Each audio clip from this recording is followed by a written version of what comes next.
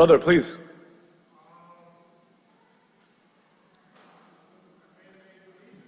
A man-made belief, 100%. There are man-made beliefs. They're also not just beliefs, they're mindsets. They are diseases, they are sicknesses, they are pathologies, they are incorrect beliefs, incorrect mindsets, 100%. What else? What's the slave mindset or the colonized mindset? Like if you don't want to have it, if you don't have like a dictionary definition of it, that's okay, but how about like an example of it? Have you heard the term? Have you guys heard the term or no?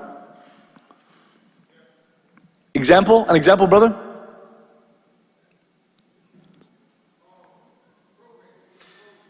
Can you tell me? I can't hear him. What did he say? Being programmed. That's good. You can't think for yourself. You're not an independent thinker. I love it. The colonized mindset. Our audience, a lot of us, right? Arab, Indian, Pakistani, Somali, Sudani, Afghani, Tajik, Uzbek, what are we? Most of us, or our parents, immigrated here. The immigrant mindset or the colonized mindset. Talk to me about it. What does it mean? Is there anything wrong with being an immigrant? No, you don't choose it. Or you choose it, but it's neutral. But what's the colonized mindset? Things to be aware of so you can try your best to work on them. There are specific diseases, sicknesses, psycho and spiritual that can be associated with some of these mindsets. Anybody? These are tough questions. The colonized mindset, the slave mindset, they're not the same, but there's an overlap, right? If you or your ancestors were enslaved, if your parents come from countries that are colonized, there's always a power above you. There's always people telling you what to do. That even if you are not, or no longer under those authorities, or no longer enshackled in that way, you might still constantly need permission. Constantly look to authority. Constantly ask for help. Constantly want to be rescued. If you need permission to do basic things, if your gut tells you you're hungry, thirsty, etc. If you're a certain age as a boy and you feel like I want to explore XYZ. If you reach it, you're in college and decide that I want to change my major. If you feel like entrepreneurship is better for me and maybe not, I don't want to be an employee at XYZ company. Many other examples. I want to choose who to marry, but I need someone's permission. I mean, the sister Islamically needs her wedding's permission. So that's an exception to the rule. The general rule of you have basic needs. You don't need to beg somebody to give you permission to do what you need to do to survive and live and thrive, yeah? Part of the slave and colonized mindset is you need someone's approval. You need someone to tell you you're okay, to give you a thumbs up. Okay, if you're 5 or 6 or 7, but when you're a grown adult, you don't need anyone's approval. You don't need anyone's permission. No one has to say it's okay for you to grow your beard, You don't need anybody to tell you your hijab looks beautiful to put on the hijab. You do it for you and you do it for Allah. You don't need anyone's approval, anyone's permission. Everyone in society is taking off their clothes and you're putting on your clothes. Nothing wrong with that. You're not enslaved to society, right? Of course, some of you were thinking as soon as I started about the slave mindset is, well, we are slaves. We're slaves of Allah, like my name, Abdullah. Yes, not the same thing. Because Allah is different than anyone and anything else. So our relationship with Allah is different than our relationship with anyone and anything else. Being enslaved to Allah, that's a positive. Being enslaved to anyone or anything else, not a positive. But yes, it's true to say we are slaves by nature. We are human beings, we're slaves by nature, we're not gods. When we're hungry, we eat. When we're thirsty, we drink water. When we're sleepy, we have to sleep. How many days are you going to push your sleep? You need to sleep, right? So we're slaves. We didn't choose our own DNA, we don't choose our genetics. We didn't choose our height and our skin color, our eye color, so many things, and they matter. They have an impact on our lives. We didn't get to choose them. We're not gods, we're human. We're slaves by nature. We didn't choose our genetics. And in the battle of nature versus nurture, in fact, we didn't choose either of them. Because you don't choose the environment which you were born and raised in. You didn't choose who your parents are. Nobody in human history ever chose their parents. Nobody in human history ever chose their parents, but Allah chose them for you. But you didn't choose the environment which you grew up in. What socioeconomic status your parents were, what schools you went to as a kid, they definitely had an impact on you. So nature, your genetics, and nurture, the environment around you, you didn't choose either of them. And psychology says these are the things that impact your decisions. You didn't choose these things. So we're enslaved in that sense. But still, you have a choice. Especially at a certain age, you have a choice. You have a choice to follow societal trends and pressures. You have a choice who to worship. You have a choice who to enslave yourself to. We're slaves by nature, but you can choose your master. You can choose who to worship. If you run after the dollar bill, you're enslaved to it. Money is God for a lot of people. In fact, someone could argue that in America, the God is money. Because even Jesus and religion and all the churches and all the crosses, even all the different ideologies, it still goes under money. Those are big businesses, right? And on the left wing and right wing in the US, there's still big businesses on both sides. They might be into different industries, they might be promoting different policies, they might have different people that are spokesmen on the both sides, but at the end of it, they're just different industries, different businesses. It's money at the end of the day. So people worship money, people worship fame. People wear high heels, although it really hurts their feet, because what are people going to say? You're enslaved to their opinions of you. You're enslaved to society. There's so many other examples.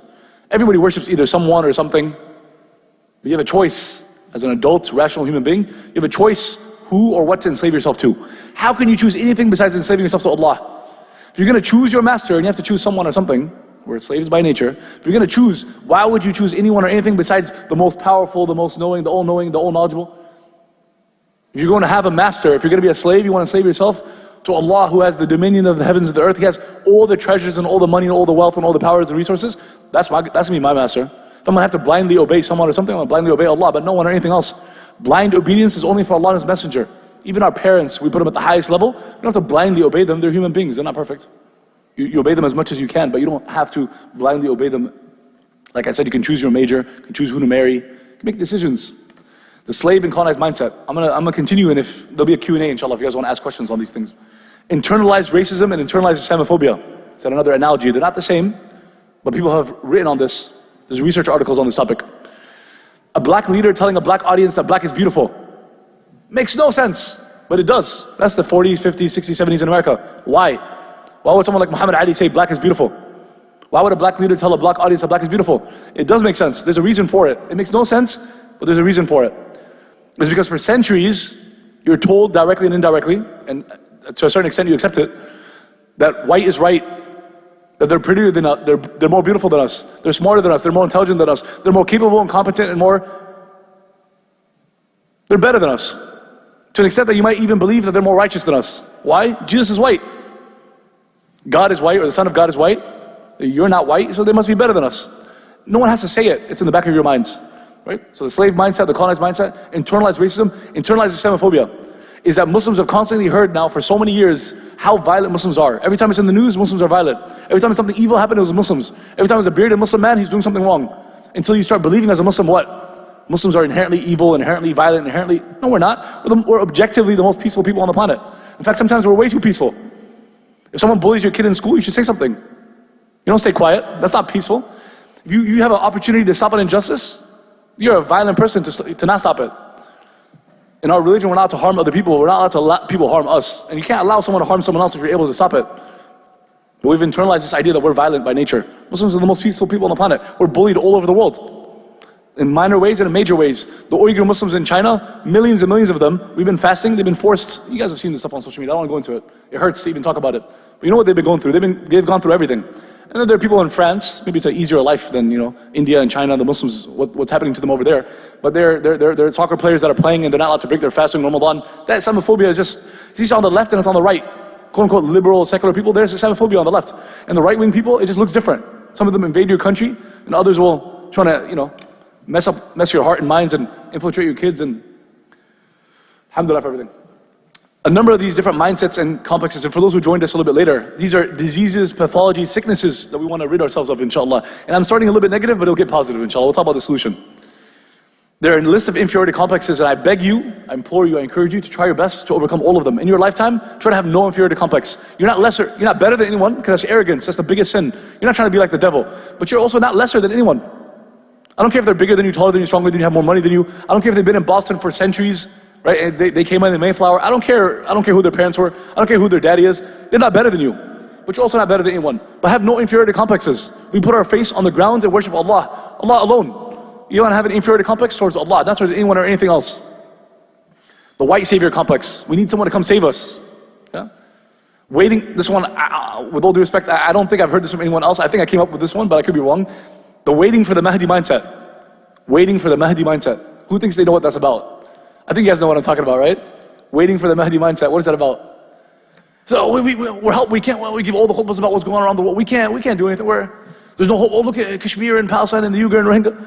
But we're waiting for the Mahdi. And Muslims all over the world are so disunited. We're like the biggest group of people on the planet. Now, it's never been about quantity. It's always been about quality.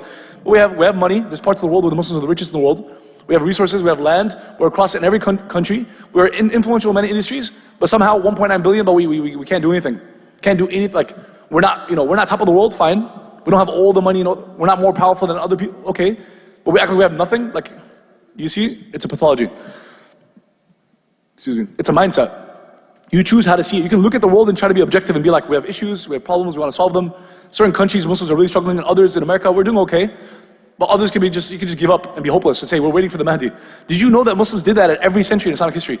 Whenever big things happened, like the Crusades and the Mongols invading, we're talking about hundreds of years ago, there were Muslims that kind of gave up and said, well, the Mahdi, it's the end of times.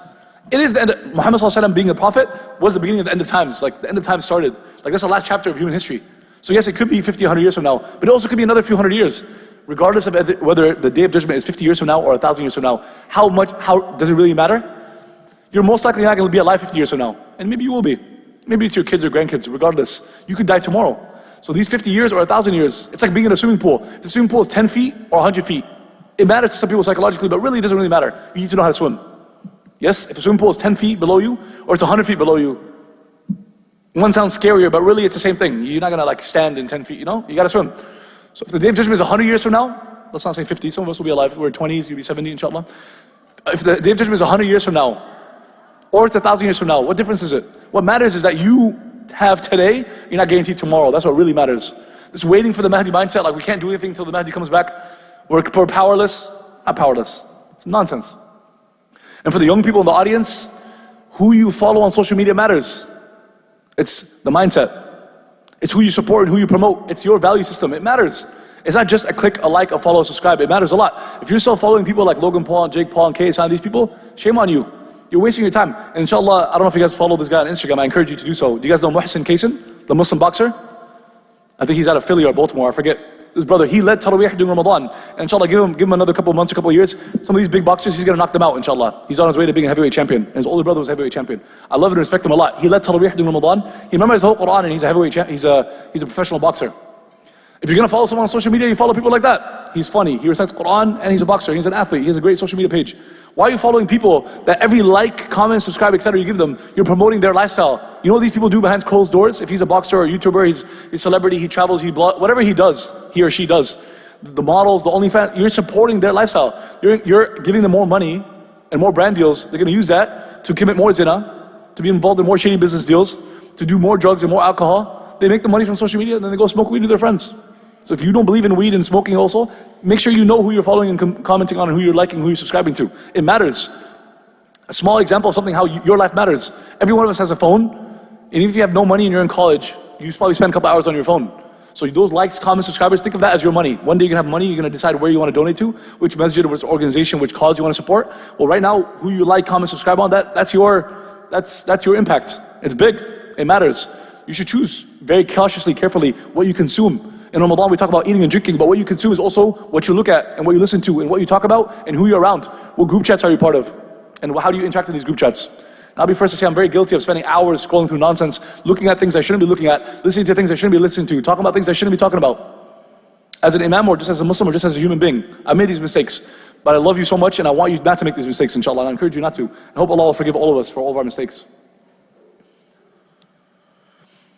A lot of us here are born and raised in the US. You're constantly following other people. We follow a list of celebrities and politicians and musicians and artists and actors and athletes. But you realize that you have the opportunity in a city like Boston and a city like Houston and Omaha and New York and Chicago and LA, the cities that we're part of, you have an opportunity to lead. You don't have to constantly be following, right? No inferiority complexes towards anyone, please. No inferiority complexes towards anyone. Don't put anyone above you, but don't put anyone below you. But you have an opportunity to lead. And if Muslims are 1% of America, that's kind of tough for us. You walk around, you don't see a lot of people wearing hijab in Boston, fine. Right? And you have a beard and it's a Muslim beard. A lot of people don't have that in the US, right? We're 1%. It's tough to be 1%. But guess what? 1% can lead the 99%. In a company, what percentage are leadership, what percentage are employees? Just as an example. The majority are employees, and there's levels. The majority are not the CEO / the board / the executive / the management. That's like probably 1, 5, 10%, right? 1% of America are Muslims. We can lead the 99%. But it comes down to your mindset. Okay, on the positive note, and solutions, and I did kind of incorporate a little bit of it, but solutions-wise, what we need is tawakkul. To love, hope, fear, and trust Allah, and not necessarily anyone or anything besides Allah. Or we love other people, we love our parents, we love our friends, but to have your whole heart surrounded by, encapsulated by, obsessed with anything besides Allah, It's a loser's mindset. It's a loser's game. You're not going to win that. Taqwa is a term that we use all the time, right? It's like almost every khutbah, every halaqah, every talk, taqwa. Taqwa, if you want to translate it to English, is love, hope, and fear. We love Allah more than we love anyone or anything else. We fear Allah, we don't fear anyone or anything else. We put our hope and trust in Allah, not in anyone or anything else. Right? And tawakkul is part of that hope and trust and fear. Just like 30 minutes ago, I was outside speaking to some Muslims that are new to this country. May Allah bless them and protect them. It's tough to come here from another country. I know because my parents came from other countries. And they're brand new, so they have a whole list of obstacles, inshallah, that they will overcome in terms of this education system and the studies and the work. It's not easy. But also the education, also the language and the culture. But they asked me, they're like, why are you taking a picture with the street sign? Who's Malcolm X? Who's Imam Malik? And of course, many of you, if not all of you, know who he is, but I had to say a few words. May Allah have mercy on him. Him and his students and his family members and others that were inspired by him are among the people that inspired me in cities like Houston. I don't know if you all know this, but his dream or his vision was, what do you guys think? What was Malcolm X's vision? Freedom? I like that, that's beautiful. You know how earlier we were talking about the slavery, we're enslaved to Allah, we're slaves by nature, but we can choose our master? So the Islamic philosophical view on freedom is that you can never be truly free as a human, we're not gods, but you can choose your master and that frees you from all the other shackles that could be enslaving you. Is that beautiful? Do you like that? Is that good? Freedom through worshiping Allah. Freedom through enslaving yourself to the Creator. Malcolm X said, I want to dismantle a global white supremacist system and encourage humanity to bow down to their Creator. Yo, let's go. Was that good? It's not my words.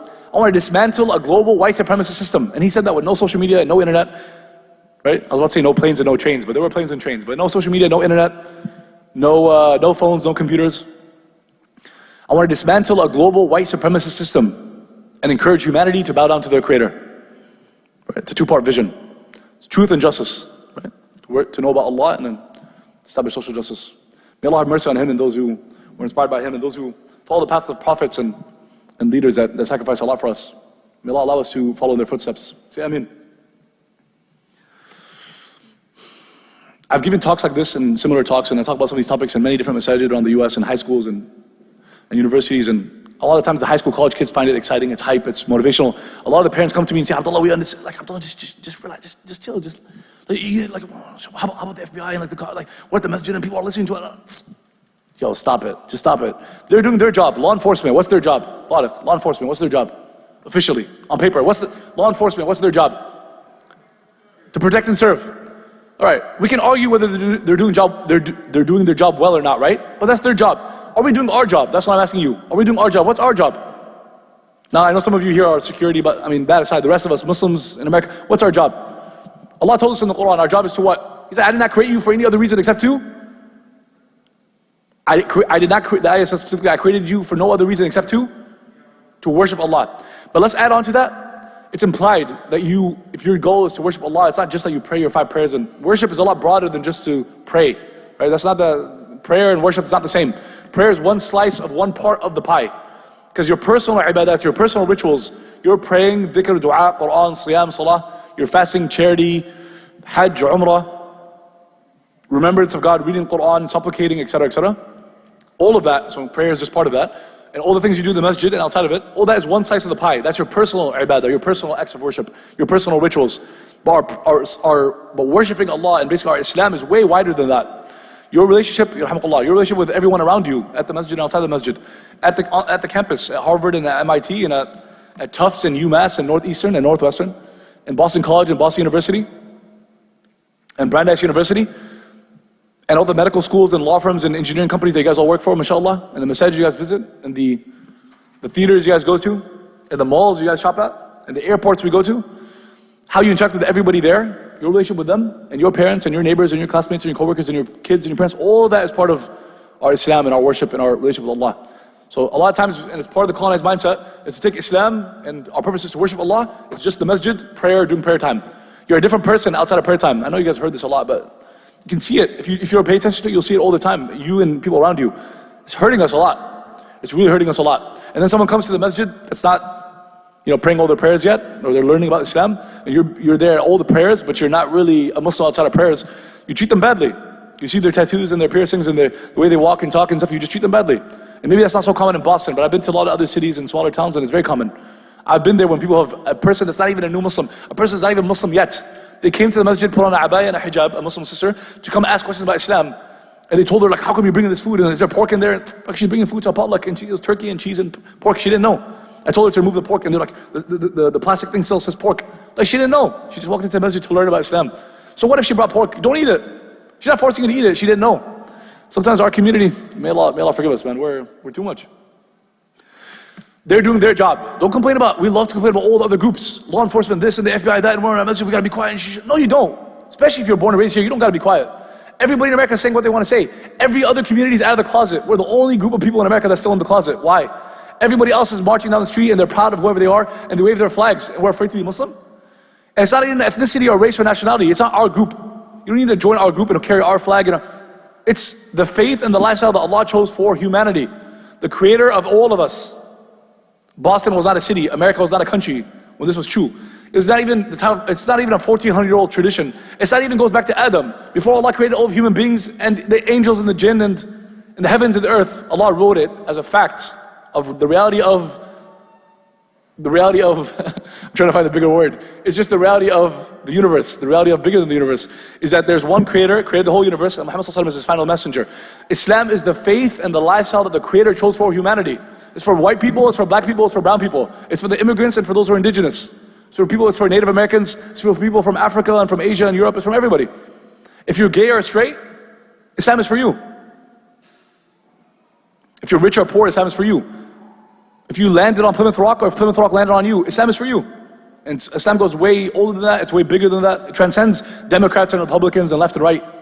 Bunch of nonsense. Human beings love to make up our own groups and make up our own labels and judge people based on it. We spend our whole lives arguing about stuff that to some extent doesn't exist. And to some extent we need to get past it and overcome it and build better than it. Worship is a lot wider than just our prayers in the masjid. So are we doing our job? Don't worry about all the other groups. The Zionists this and Israel is that and this country this and this government that and these people this and they don't like us and the LGBT communities. You know how many times I constantly hear in my work in the community, every time I visit a high school, everyone asks, what about the LGBT? What about them? They're living their life. They're proud of who they are. Are you proud of who you are? If you share with the world that this is what I believe and this is who I am and so on, in America, generally you'll be okay. In fact, you might have a good life. You might get speaking engagements. God forbid. God forbid you go and speak in different places, you tell people why you're proud of what you believe in. Instead you're at home on your social media, oh, the LGBT, you think the LGBT community is stopping you from being proud of being Muslim? How does that make sense? And well, it makes no sense. Like, America's a country where people like agree to disagree. And Muslims, we don't know how to agree to disagree. We like to argue with each other in every masjid in every country, all over the world and all over America, in Ramadan, every day we've argued about 15 different things, every day, all day. And we don't move forward, we don't just like, some things you just need to agree to disagree. If Allah wanted everyone in the world to be Muslim and to be practicing and following the Sunnah, He would have done that. That's not how, it's never going to be like that, it never was like that. Right? I'm not telling you agree to disagree as in, not have principles and values and not care about aqeedah, not be able to give da'wah, and not be upset that other people are following the wrong path. I'm not saying any of that. I clearly don't believe those things. I'm telling you agree to disagree as in, you can move past things. You can still live your life and you can still navigate, you can still build yourself up, you can still lead, you can still build institutions in America and support campaigns and causes that you care about and promote your beliefs, even if it goes against other people's beliefs, that's fine, let them deal with it. Why are you the one who's still in the closet? Why are you the one who's still afraid to be yourself? Allah created us for a reason. It's to worship Allah and to spread the worship of Allah on this planet. Our purpose is to call people to worship Allah and to call people to the worship of Allah. To dismantle a global white supremacist system and encourage humanity to worship and to bow down to their creator. Please, no inferiority complexes. Jazakumullah khairan. Wassalamu alaikum wa rahmatullahi wa barakatuh. We'll open it up for Q&A inshallah. Any questions, comments, concerns? Nothing's off the table. If I don't know, I'll say I don't know. There's a lot that I don't know. And forgive me for drinking water, I'm traveling, yeah?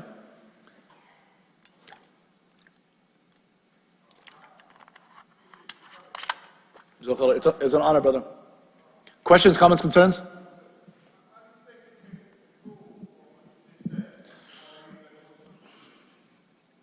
On the way here, I came from the airport, right? My Uber driver was Latino, he's from Guatemala. And he saw my name and I said a couple words like, oh, my mom is from Palestine and a little bit, I know some basic Spanish. And he said, oh, I'm from Guatemala. I asked him, how is it? Basic Spanish. How is Guatemala? It's a little bit tough, And then he started talking to me about Islam and stuff because I said, I was like, my parents are, my mom was Palestinian, and the president of El Salvador, which a lot of Latinos look up to, is a president who's trying to clean up the streets and stuff. He's from Palestine as well. He's Muslim, so I gave a little bit of dawah, but then I was like tired and exhausted, so I didn't say much. I said like literally 3 sentences. Then the second half of the ride, he was telling me, oh, I have a Muslim friend. And in Boston and Chicago and New York and LA, everyone knows at least some Muslims, right? Half of Americans have never met a Muslim, but the other half they have.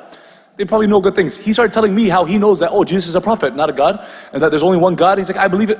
Yo, he basically was Muslim, but no one had invited him to accept Islam. So just one example to answer your question is your colleagues, your coworkers, your Uber drivers, the restaurants you go to, your classmates, you have 4 years studying for hours a day as a medical student, and you think Allah will not ask you if you didn't even say a few words to them, or at least they saw you pray? I don't know. I'm not going to say that's necessarily haram, because haram means the least of the hellfire. That's major.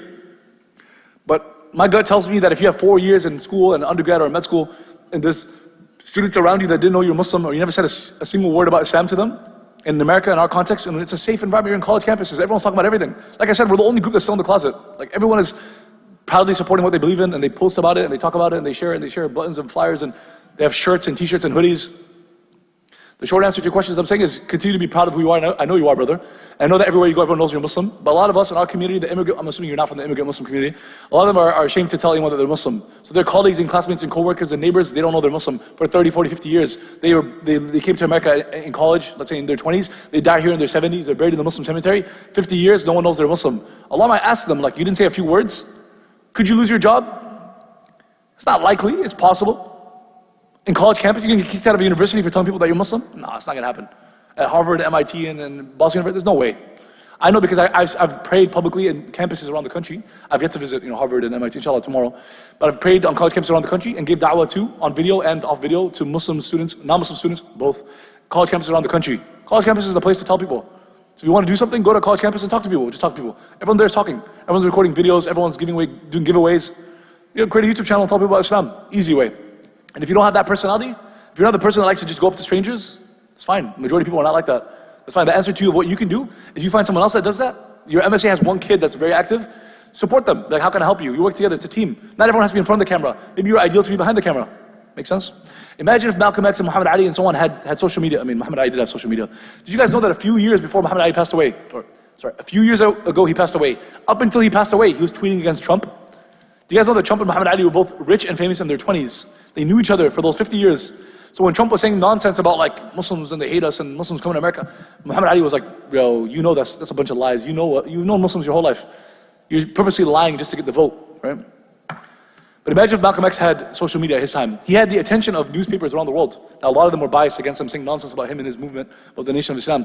But imagine if he had social media where you can control your own narrative. You can share the story, and people can choose to share it or not share it. The algorithm could be for you or against you. But no one's like changing your own post. You know what I'm saying?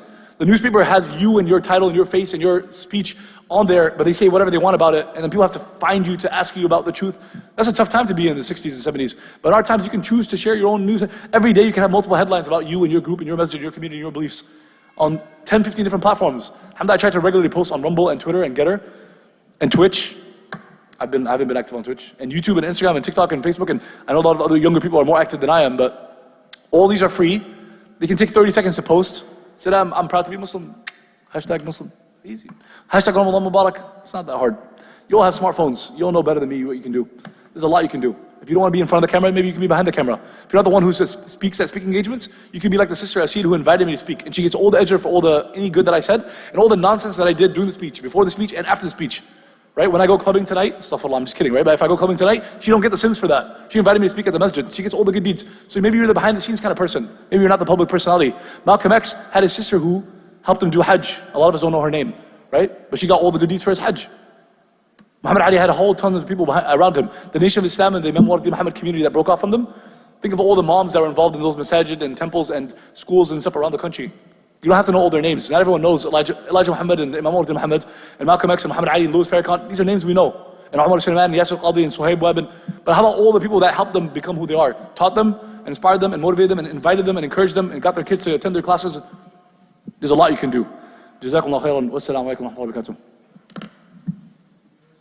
Yes, brother. I know.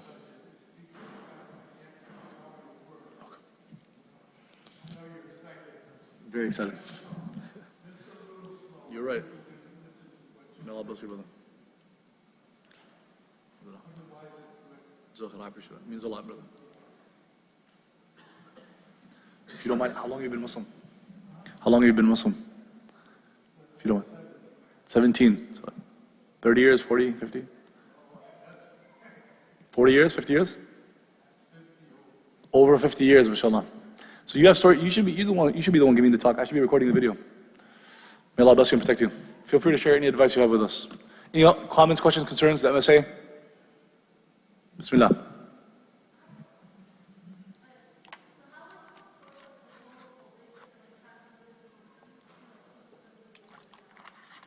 Yeah, it's a good point.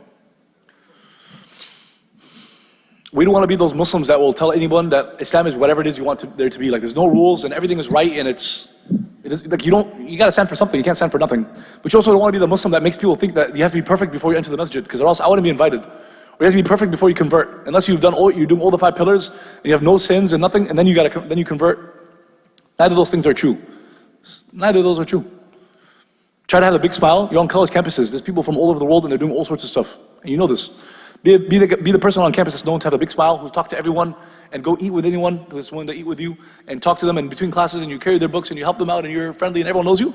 But you invite them to come to your khutbah and you're talking your MSA, and in the khutbah you have an interesting talk where it's like edgy in a good way.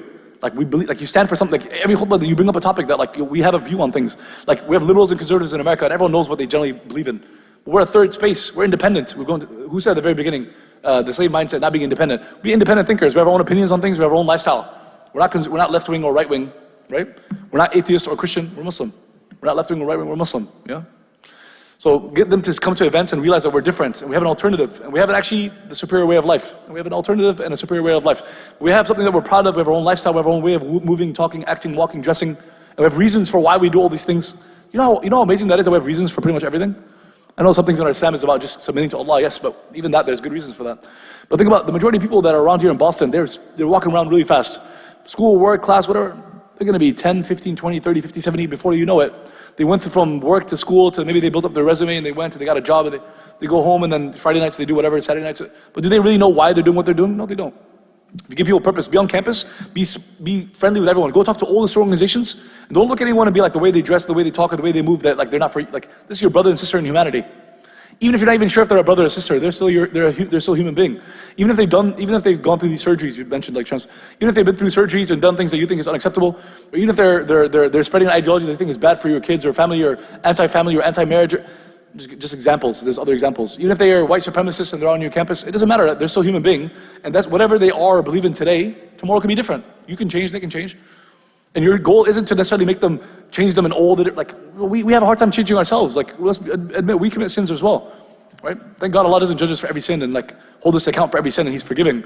But looking at them from the eyes of like, these are all their mistakes and all the ways they need to change before they're good enough like us. See, I said no inferiority complexes, but also no arrogance. Instead, look at them as human beings and your goal as best as you can, in the short window of life, try to get them closer to God. See how they can. If someone is gay, just as an example, someone's homosexual, and you're like, have an organization that feeds the homeless, you shouldn't stop. You don't ask people who they are when they're giving them food, right? You don't ask them whether they're Muslim or not Muslim, gay or straight. And if someone wants to join you in feeding the homeless, you shouldn't ask either. Who cares? It could be a good opportunity for them to maybe then attend a khutbah. Have events that are like more wider and open and allow everyone to come in. You have your Friday sermons and your halaqas and your durus, which is gonna have like 20 people. Khutbahs are a little bit wider. You have prayers, but you also should have like service events across the city of Houston. Like you go. I keep saying Houston, but go across Boston, you go and serve different people, trips and travels and go to the park and do things that are fun that other people on campus might join you even if they're not Muslim, but the kids are curious. Have like circles bring people in, be friendly. It makes sense? Yes? No? Did I kind of answer your question?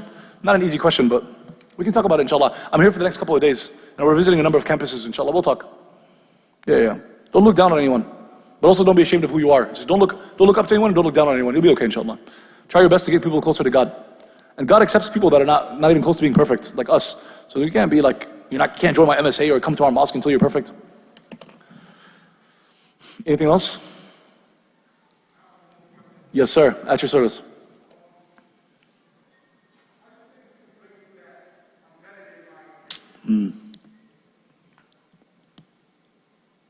Yeah. You've interacted with a lot of Muslims that feel they're better than other people, yeah? Yeah, we've been talking with Muslims that feel they're better than other people. Maybe because they have maybe they're like top doctor in the city, or top pharmacist, or top lawyer in the city. They're one of the best engineers in the city, so now some of us Muslims need to be humbled. We're not the top of the country though, we're not the top of the city. Engineers and doctors are working professionals. We're skilled, highly skilled laborers. It's not a bad thing, and there's good incomes and good salaries, and there's a lot of stability and security associated with it. But we don't make the decisions. Okay, how about this? I'll try to be positive, yeah? I know your question, it's a beautiful question, inshallah. I'll try to be positive. We have room for improvement. That's how you humble yourself. We have a lot of room for improvement. Muslims are 1% of America, but we're 10% of the doctors. Muslims are 1% of America, but we're 10% of the doctors. It's a beautiful stat. It's something to be proud of. It's great. Doctors, people respect their doctors. But they're highly skilled laborers. They're like, someone else can come and do your job, like you're a doctor. But like, you went through a certain education, you followed a path, you didn't create the path. You're not a business person that like no one can replace because you built a company that the whole world now needs, like Facebook and Instagram and YouTube. Look, this is one of the biggest messages in America, right? This was on Instagram, it said this is the biggest masjid in New England. Is that correct? It's the biggest masjid like Northeast. So in one of the most, if not the most important region of the US, and US is by far the most influential country in the world. We're in one of the biggest masjids, or the biggest masjid, right? But how many great men and women have come out of this masjid? I'm sure a number of them, but how many? The Prophet ﷺ didn't go around the world and build big masjids. We're proud of ourselves and we have a big mindset because we think we built masajid around the country. We came from other countries, we built masjid. We think like we're done, like we reached it's the wrong mindset. We're supposed to be looking at how much did we impact real people? How many homeless people did we get off the street? How many people were homeless in Boston, but the Muslim community came? They're no longer homeless, but now they're actually studying deen, and now they're teaching, now they're imam of a masjid somewhere. Like a whole transition, right? We got them, they're no longer, they're physically, they've cleaned themselves up, but also spiritually they cleaned themselves up. They have different addictions, and then they were hungry and thirsty, and they were dependent, now they're independent. They have a job, they're an entrepreneur. Now they're an imam and a business person, and maybe even a politician in another city or in Boston, but they started off homeless. We should be proud of ourselves. We want to look down on other people when we haven't even really like uplifted people. It makes no sense. How many Muslims are in Boston, the greater Boston area, roughly? How many Muslims in the greater Boston area? Tens of thousands, I'm sure, right? How many Muslims in the greater Boston area? You guys have a rough idea? 50K? 20? 50K? Muslims in the greater Boston area? Tens of thousands? Maybe it doesn't. Houston and Dallas, cities that I know, have like 200,000, but I'm gonna assume like at least tens of thousands, right? But when politicians discuss things and big business people and businessmen, when big business people in Boston and big politicians in Boston and DC and New York and so on discuss how many Muslims are like part of those, are sitting at those tables, and how many Muslims have a say. And when people make decisions, are they thinking about the Muslims? Do we have that level of impact and influence and so on that people actually care about our opinions and actually listen to us? Again, 1% is not an excuse because 1% can lead the 99%. But do they really care about us? So we've already gotten to we're already arrogant, not just confident. We need, a lot of us, the immigrant Muslims, we have an issue with confidence. But we are arrogant, but we haven't even reached the level of where we're actually influential. So that's interesting. And a person like that, Allah will not make you truly influential in a good way. You cannot be truly influential, but in a good, pushing in the right direction, until you've humbled yourself to a certain extent. Muhammad Ali had to go through a lot before he became Muhammad Ali. So we're arrogant and not confident, which is almost like a dichotomy. And we're not super influential, but we think we've accomplished everything. Why we built big, huge masajid. With all due respect, it's a beautiful masjid. But big masajid, but in Boston, how many Muslims in Boston are names that people know around the world? They've influenced different segments of Boston. I'm trying to think of a name. I'm sure there's probably an athlete. Houston and Chicago have athletes. Houston, New York, Atlanta. A city like Boston has been here for hundreds of years. And Muslims, how long have Muslims been in Boston? How long have Muslims been in the US? But real quick, how many, guys, for you, how long have Muslims been in what is now the US? Not your parents and my parents. My parents came in the 80s and 90s. A lot of us parents came in the 60s, 70s, 80s, 90s. But how long have Muslims been in the US? 100 years, 200 years? 400 plus years. Boston was a city, but the US, actually probably even before Boston was a city, Muslims were here. And the US was not the United States of America. Before the US was the US, Muslims were in these lands.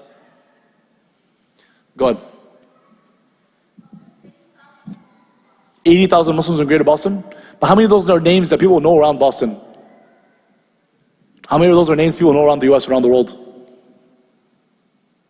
Be humble yourself to Allah so He elevates you so you become influential at that level. And then let's discuss on whether or not you could be arrogant at that point, and you shouldn't ever be arrogant. How to not be arrogant and how to not think you're better than other people? Remind yourself that you might give a really cool talk, but in a little bit I'm gonna have to go use the restroom. How cool, exciting, proud of yourself are you when you're using the restroom?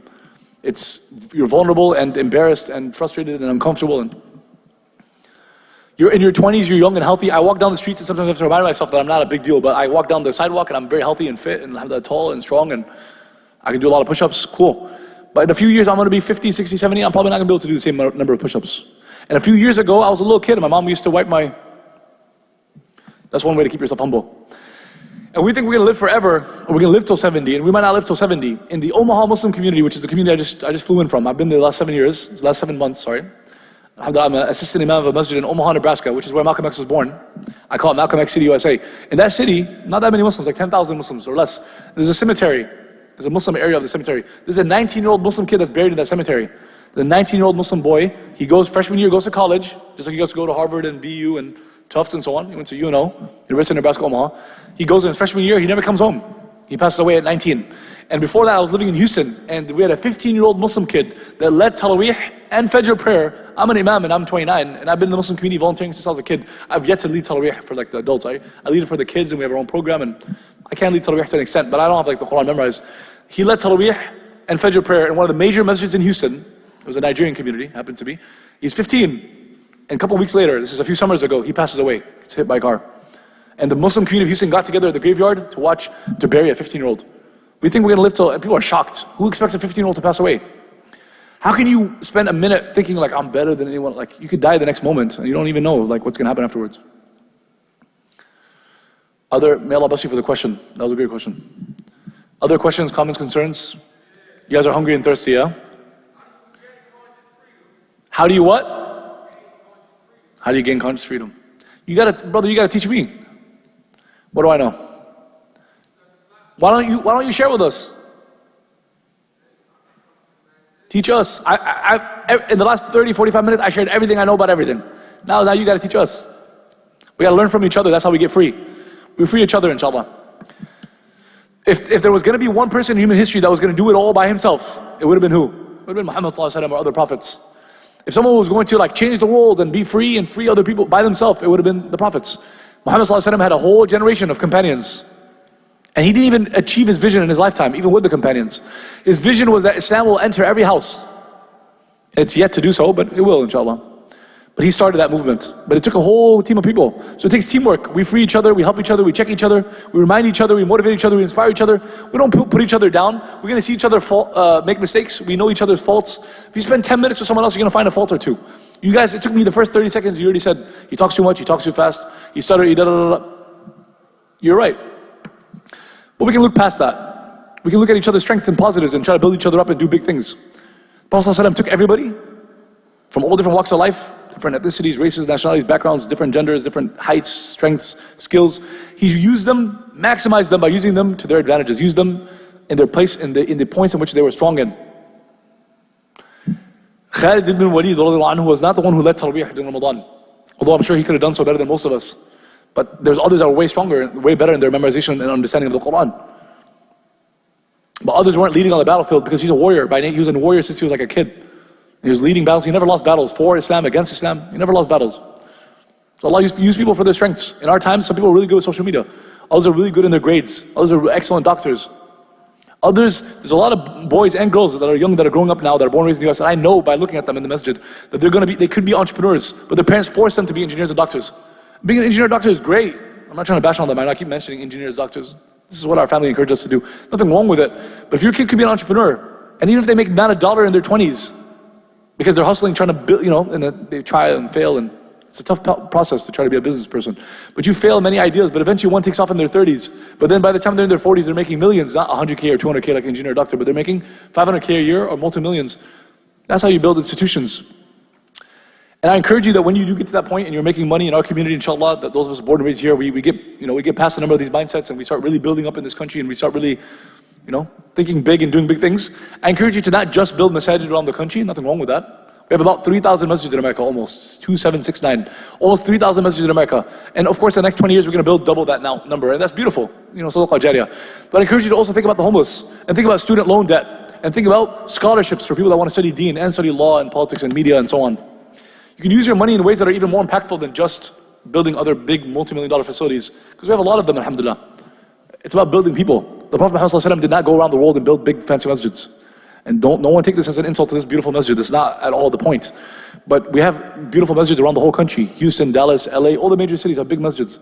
But Muhammad ﷺ, his mission wasn't like, he didn't say, I was sent by God to go build masajid around the world. He built, 2 or 3. And his companions built masajid around the world. But that wasn't like it's like secondary. Like you need a masjid for certain things, but it's not like you can pray anywhere. So I encourage you as you grow up here in the US, and inshallah you'll build your wealth, because I know you guys are studying at top universities, you're going to make good incomes. I encourage you to think about the homeless. I encourage you to help people out of debt. You want to free people? There's modern day slavery. We're talking about the slave mindset, but there's people that are really enslaved. If you're incarcerated, that's a type of slavery, right? I encourage you to watch the documentary the 13th Amendment. You're enslaved if you're in prison, in a sense. And if you're in debt, the Nation of Islam Houston, one of the spokespeople of the Nation of Islam Houston, is one of my mentors, someone I look up to, has great social media content. No, with all due respect, I don't think anyone understands American society better than the Nation of Islam. And yes, they exist still today. We can agree and disagree with them on certain things. He says that modern day slavery, debt, addictions, and prison. You can literally free people in our times with a little bit of money. So I encourage you to do that. And if someone's homeless, they're basically enslaved in a sense, or almost enslaved. Free people. And then when you free somebody and you're able to get them out of their suffering and struggling, telling them that there's one God who sent Allah. Easy, da'wah is easy. It's not hard to tell people about Allah when you've helped them through major things and you tell them, I'm trying to get people closer to Allah. Allah sent me I'm going to die any day now, but I want to live a life that's meaningful to God. And da'wah is easy. Da'wah is tough for a lot of us. The immigrant Muslim community, we struggle with da'wah in America because we think we got to argue logical points. I do give classes, inshallah, in Brandeis on Tuesday. You can come and we're going to go through the logic of how the Quran is the word of God. And I spoke about how God exists and like logic and philosophy and rationality. Islam has all the logic and all the evidence.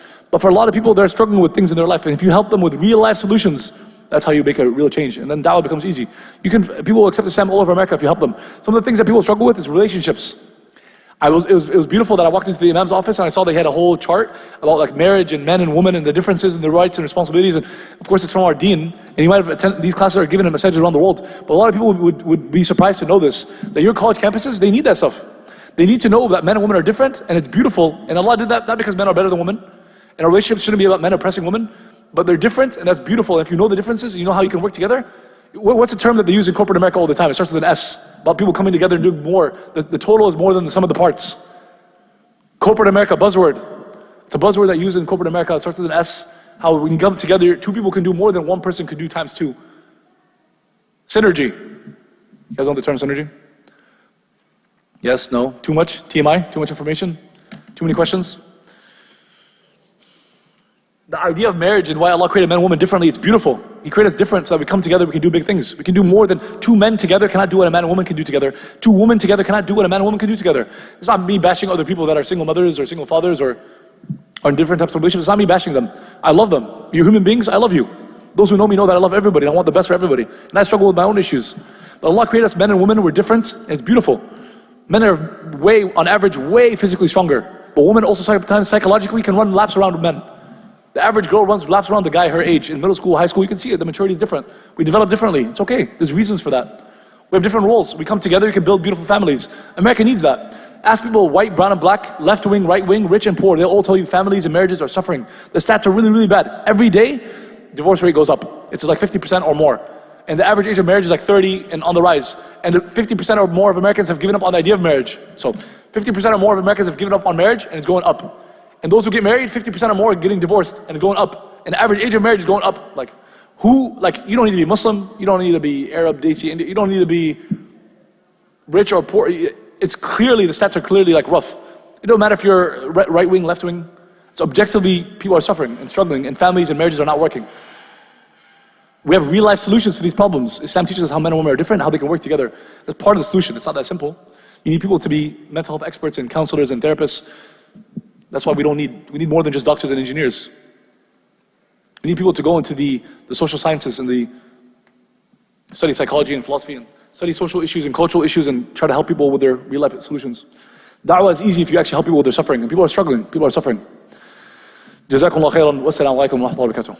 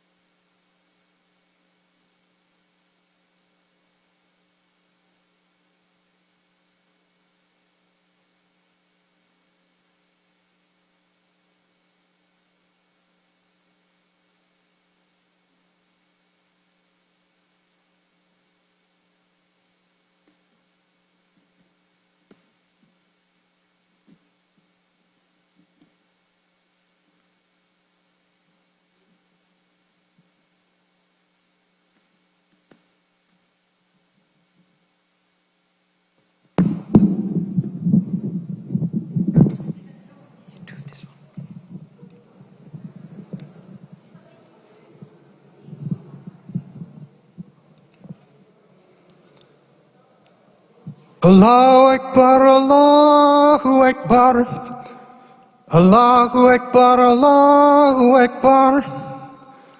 Ashhadu an la ilaha illallah. Ashhadu an la ilaha illallah. Ashhadu anna Muhammadan Rasulullah. Ashhadu anna Muhammadan Rasulullah. Hayya ala salam.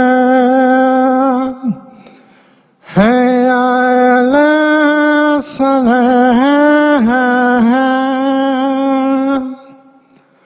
Hayya ala falah. Hayya ala falah. Allahu Akbar, Allahu Akbar. La ilaha illallah.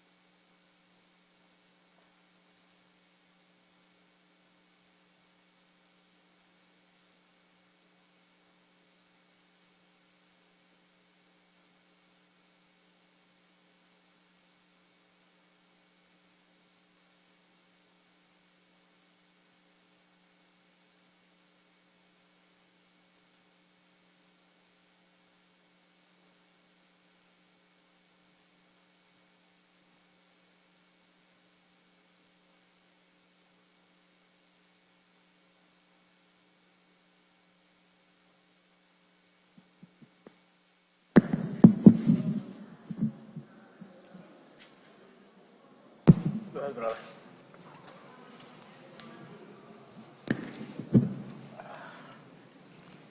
Allahu Akbar, Allahu Akbar. Ashhadu an la ilaha illallah. Ashhadu anna Muhammadan Rasulullah. Hayya ala salah, hayya ala falah. Qadmati salah, qadmati salah. Allahu Akbar, Allahu Akbar. La ilaha illallah. La ilaha illallah. Allahumma salli ala Muhammad. Please fill up the gaps. Complete the first round. Fill up the gaps here, inshallah. Come close to one another, inshallah.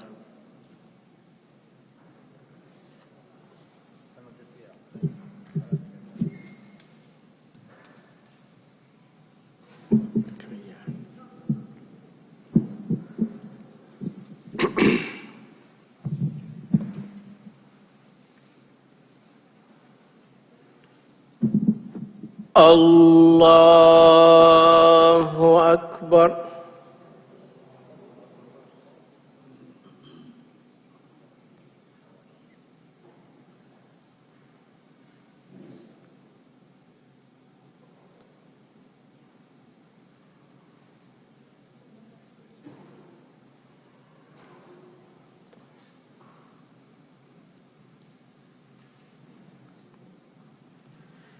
بسم الله الرحمن الرحيم الحمد لله رب العالمين الرحمن الرحيم مالك يوم الدين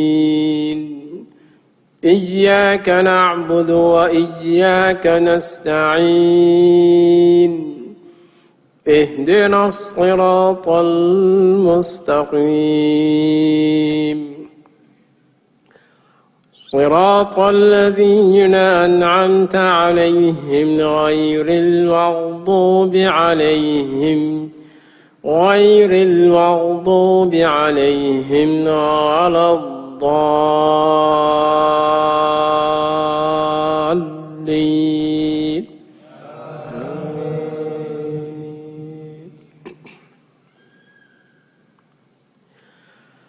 والضحى والليل إذا سجى ما ودعك ربك وما قلى وللآخرة خير لك من الأولى ولسوف يعطيك ربك فترضى ألم يجدك يتيما فآوى ووجدك ضالا فهدى ووجدك عائلا فأغنى فأما اليتيم فلا تقهر وأما السائل فلا تنهر وأما بنعمة ربك فحدث الله أكبر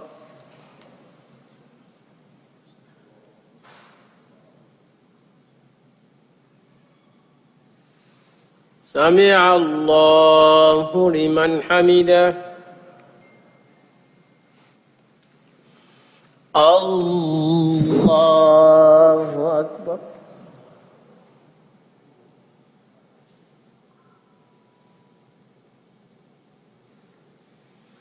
الله أكبر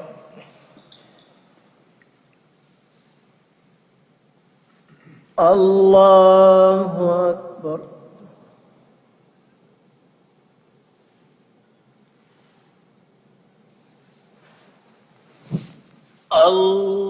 الله أكبر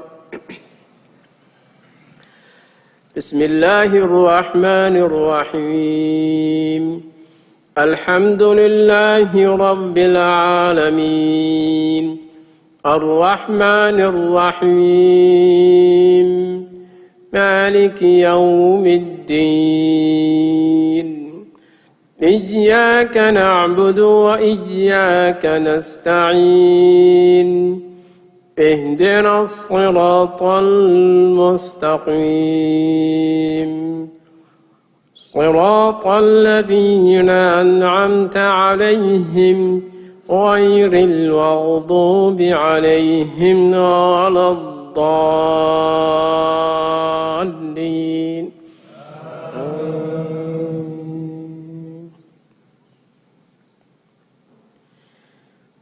إذا جاء نصر الله والفتح ورأيت الناس يدخلون في دين الله أفواجا فسبح بحمد ربك واستغفره إنه كان توابا الله أكبر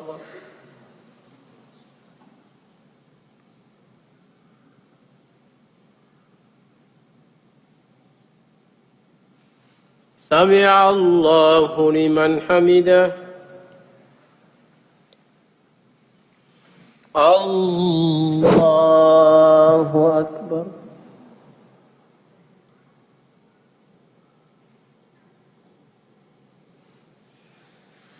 الله أكبر الله أكبر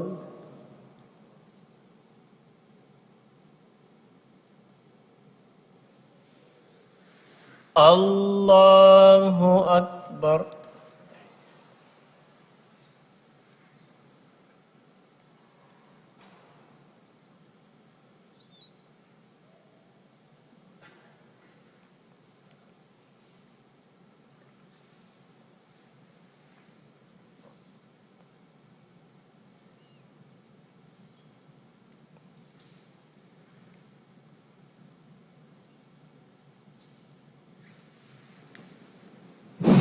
الله أكبر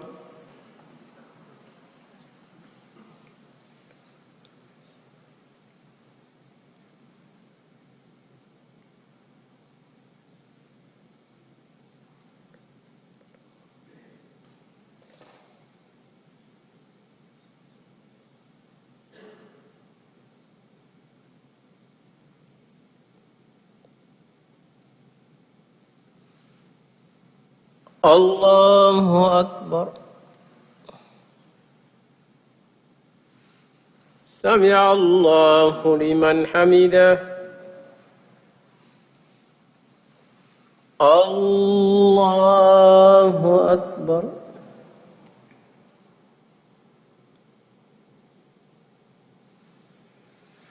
الله أكبر الله أكبر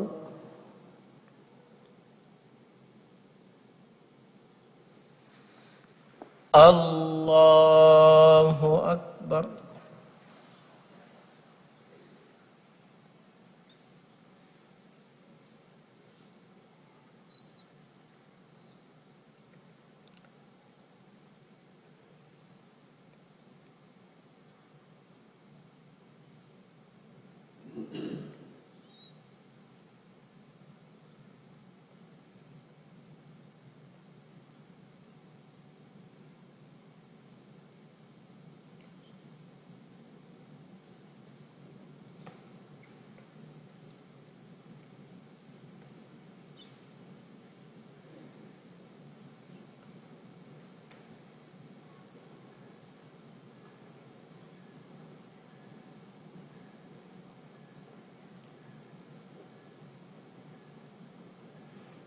السلام عليكم ورحمة الله السلام عليكم ورحمة الله استغفر الله استغفر الله استغفر الله اللهم أنت السلام ومنك السلام تبارك يا ذا الجلال اللهم لا مانع لما أعطيت ولا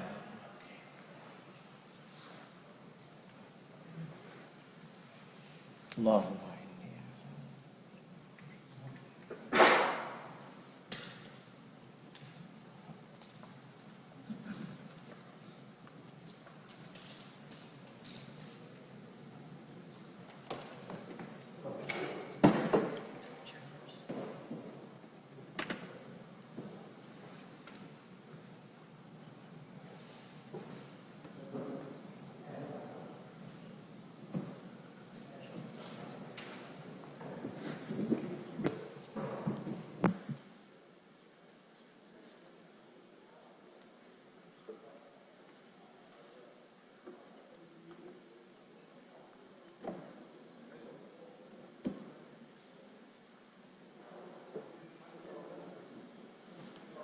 La ilaha illallah.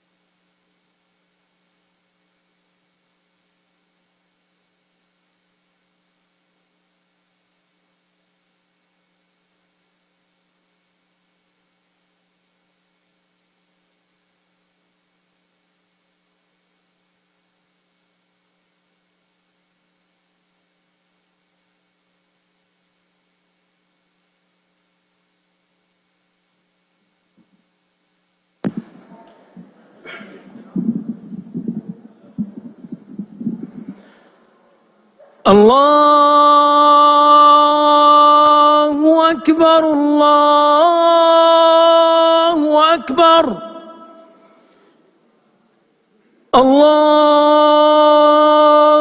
الله أكبر الله أكبر أشهد أن لا إله إلا الله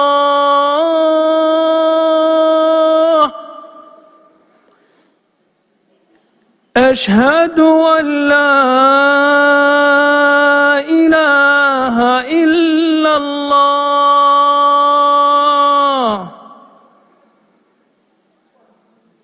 أشهد أن محمدًا رسول الله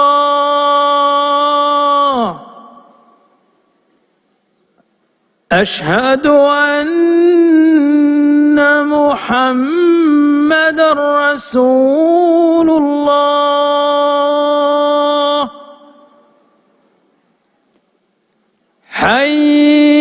حي على الصلاة حي على الصلاة حي على الفلاح حي على الفلاح الله أكبر الله أكبر لا إله إلا الله اللهم رب هذه الدعوة التامة والصلاة القائمة آت محمدا الوسيلة والفضيلة وبعث مقاما محمودا الذي وعدته إنك لا تخلف الميعاد اجعلني مقيم الصلاة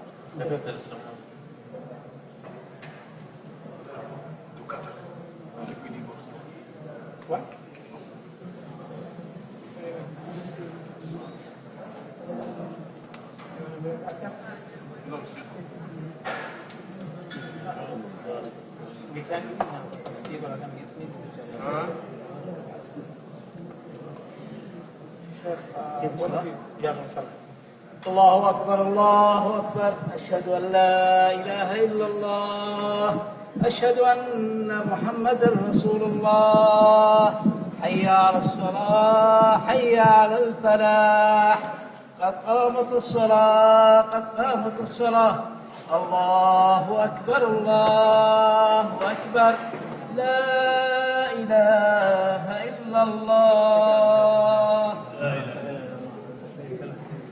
Still, please fill out the first lines first. Don't leave any gaps. In تسوية الصفوف من تمام الصلاة. Aligning our saf is part of the salah, inshallah. Please turn off your cell phone. If everybody could keep their cell phone in their pocket, it would be great. Still.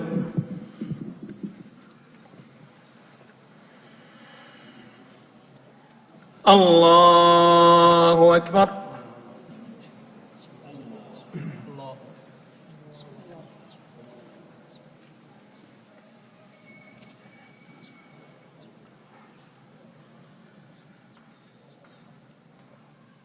الحمد لله رب العالمين الرحمن الرحيم مالك يوم الدين إياك نعبد وإياك نستعين اهدنا الصراط المستقيم صراط الذين أنعمت عليهم غير المغضوب عليهم ولا الضالين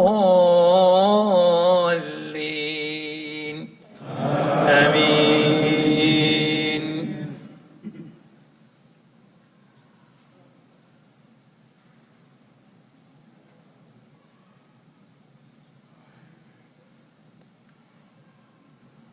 تبارك الذي جعل في السماء بروجا وجعل فيها سراجا وقمرا منيرا وهو الذي جعل الليل والنهار خلفة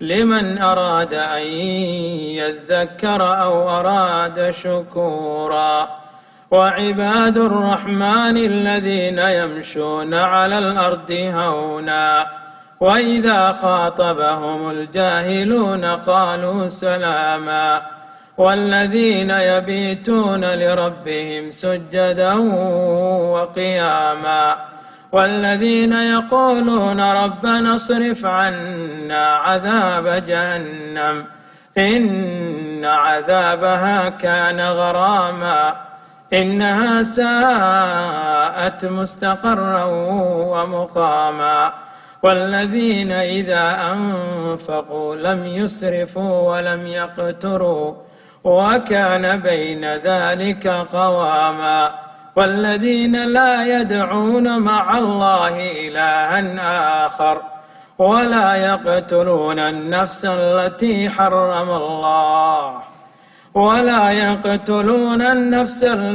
حرم الله إلا بالحق ولا يزنون ومن يفعل ذلك يلقى أثاما يضاعف له العذاب يوم القيامة ويخلد فيه مهانا إلا من تاب وآمن وعمل عملا صالحا فأولئك يبدل الله سيئاتهم حسنات وكان الله غفورا رحيما. الله أكبر.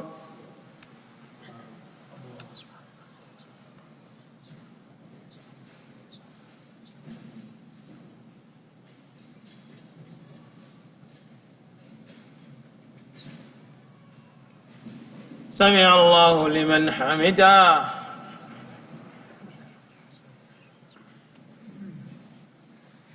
الله أكبر.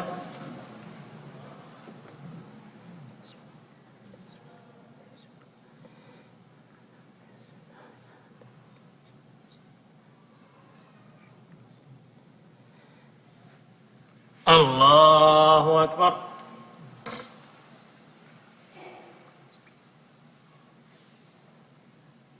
الله أكبر.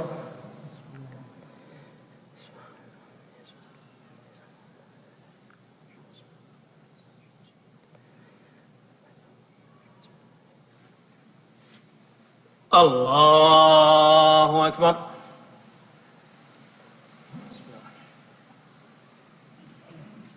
الحمد لله رب العالمين الرحمن الرحيم مالك يوم الدين إياك نعبد وإياك نستعين اهدنا الصراط المستقيم صراط الذين أنعمت عليهم غير المغضوب عليهم ولا الضالين آمين.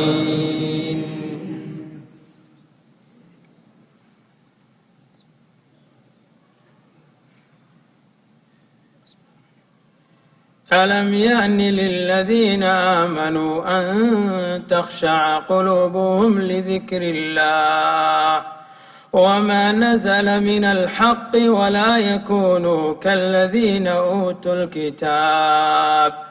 أوتوا الكتاب من قبل فطال عليهم الأمد فقست قلوبهم وكثير منهم فاسقون. اعلموا أن الله يحيي الأرض بعد موتها قد بينا لكم الآيات لعلكم تعقلون. إن المصدقين والمصدقات وأقرضوا الله قرضا حسنا يضاعف لهم ولهم أجر كريم. الله أكبر.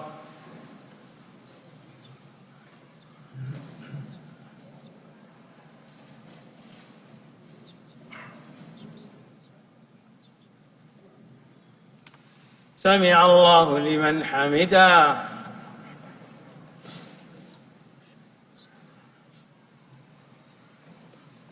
الله أكبر.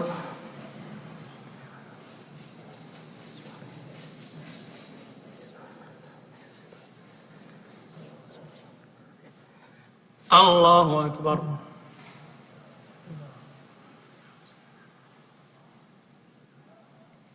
الله أكبر.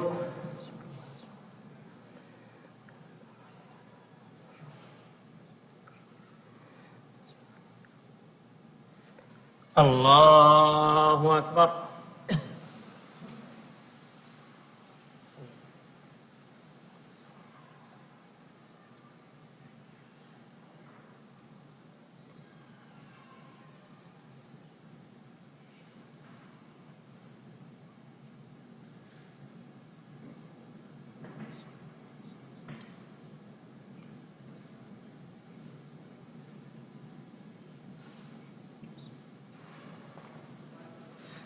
الله أكبر.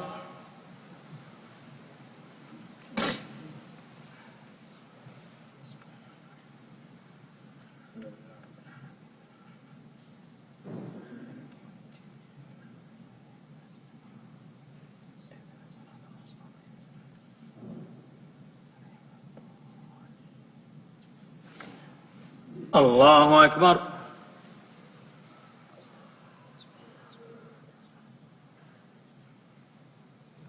سمع الله لمن حمده. الله أكبر.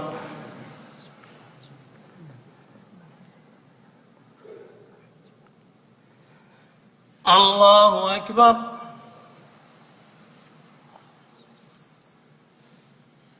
الله أكبر.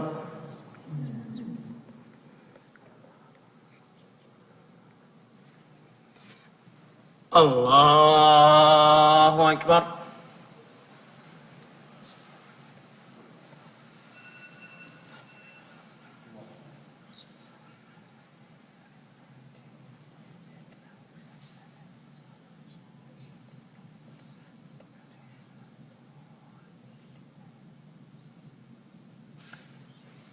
الله أكبر.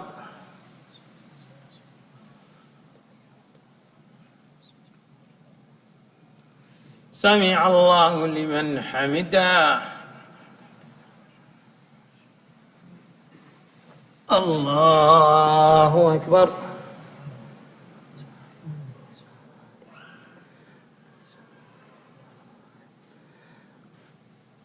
الله أكبر.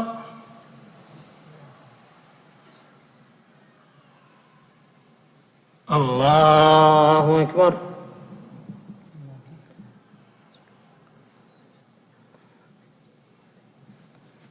الله أكبر.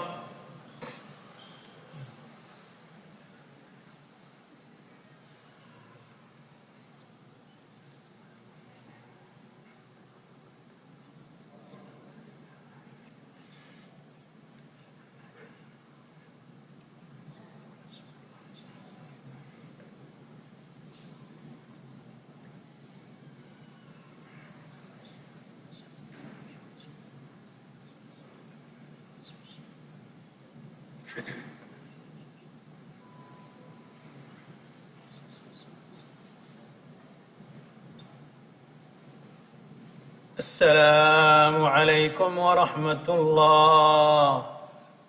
السلام عليكم ورحمة الله.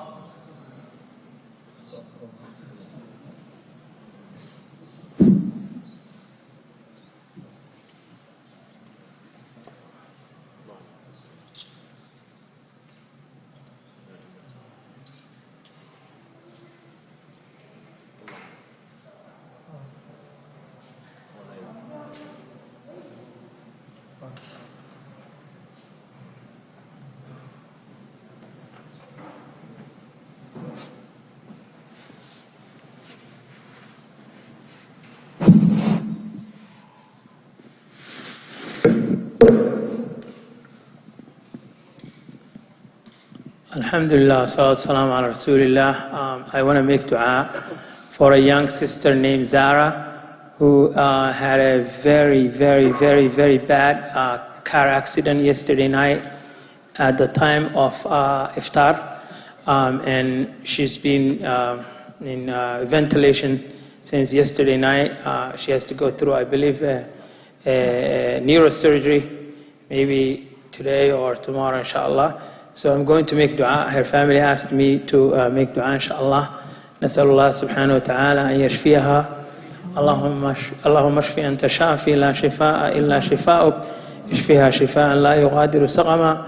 نسأل الله سبحانه وتعالى أن يشفيها. We ask Allah subhanahu wa ta'ala that Allah heals her and that Allah subhanahu wa ta'ala give her cure.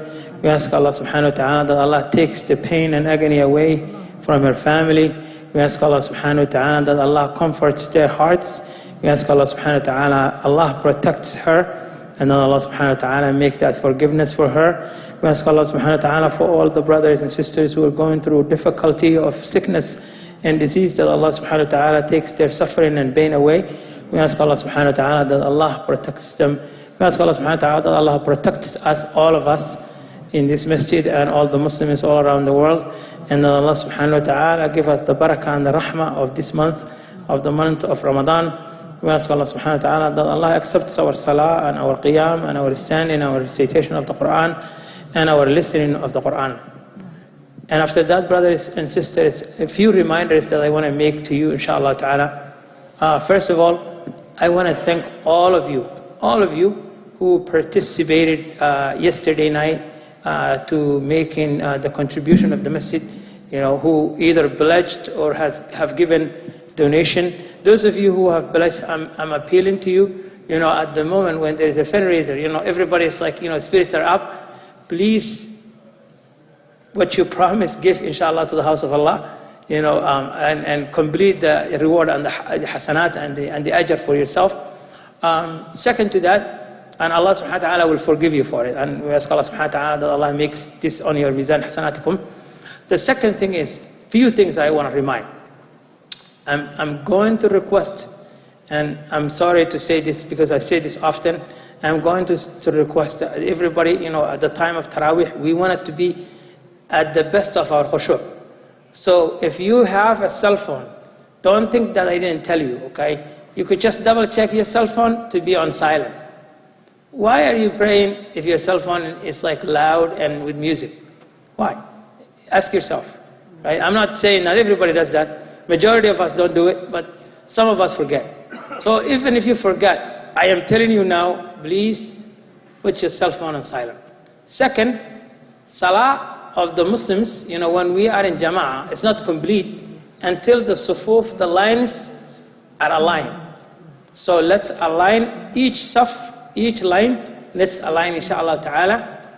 And the last request that I want to make is, if you are coming, the masjid, malaika is present, right?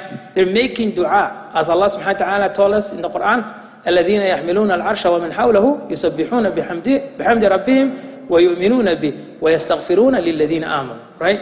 And the Prophet ﷺ in the hadith, وما اجتمع قوم في بيت من بيوت الله يتلون كتاب الله ويتدارسونه فيما بينهم إلا نزلت عليهم السكينة وغشيتهم الرحمة وحفتهم الملائكة, right? So basically, if you make noises and kalam ad-dunya at the back of the masjid, you are trying to kick the angels away from us. So please don't do that.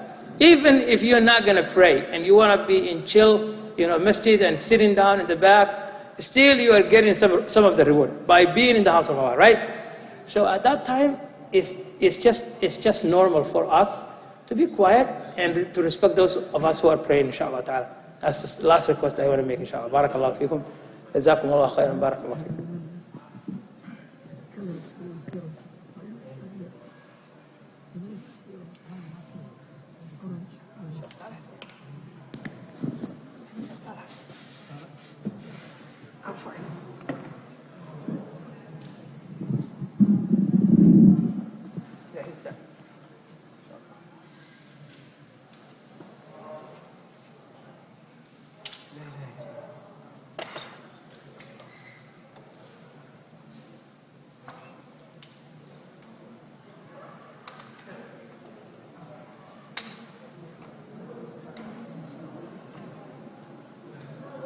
I think I'm going to put this back.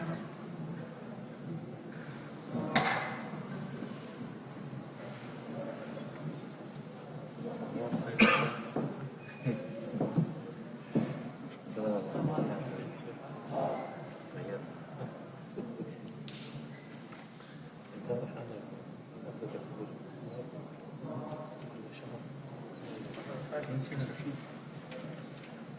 Put the chair on top of one of the feet.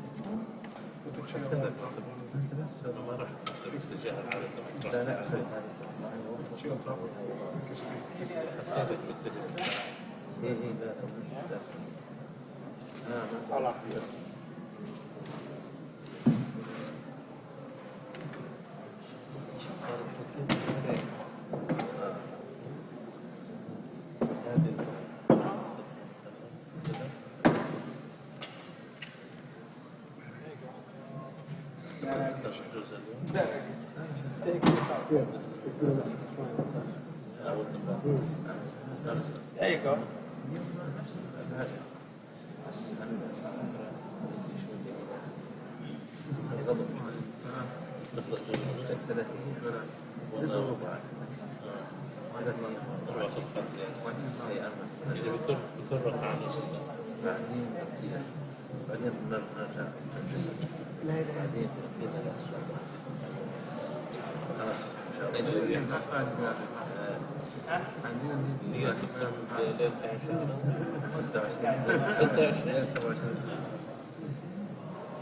صيام 26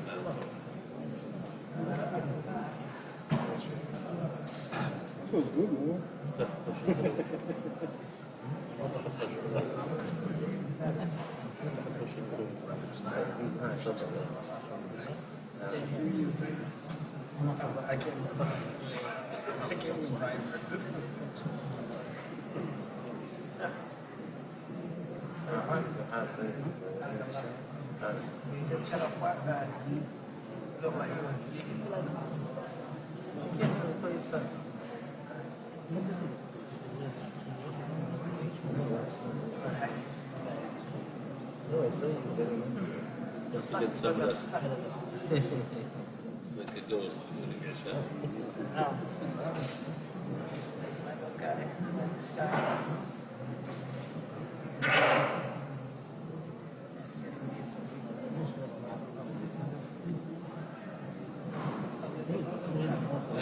That one thing I forgot. I was going to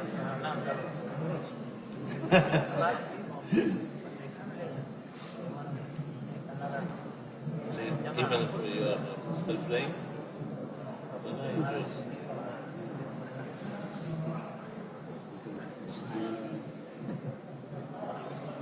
I think they're done.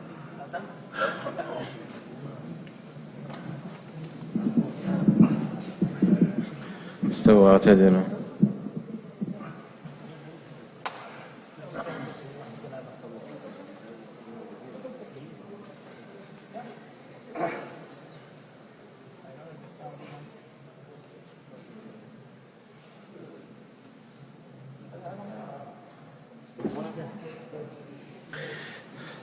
الله أكبر.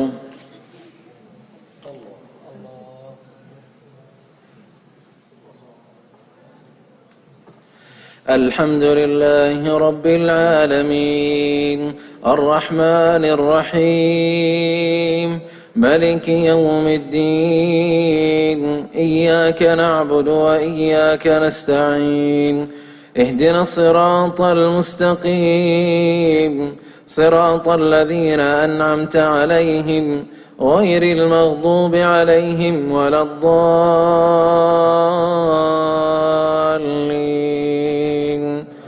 آمين. وما تكون في شأن وما تتلو منه من قرآن ولا تعملون من عمل إلا كنا عليكم شهودا إذ تفيضون فيه وما يعزب عن ربك من مثقال ذرة في الأرض ولا في السماء ولا أصغر من ذلك ولا أكبر إلا في كتاب مبين. ألا إن أولياء الله لا خوف عليهم ولا هم يحزنون الذين آمنوا وكانوا يتقون لهم البشرى البشرى في الحياة الدنيا وفي الآخرة لا تبديل لكلمات الله ذلك هو الفوز العظيم. ولا يحزنك قولهم إن العزة لله جميعا هو السميع العليم.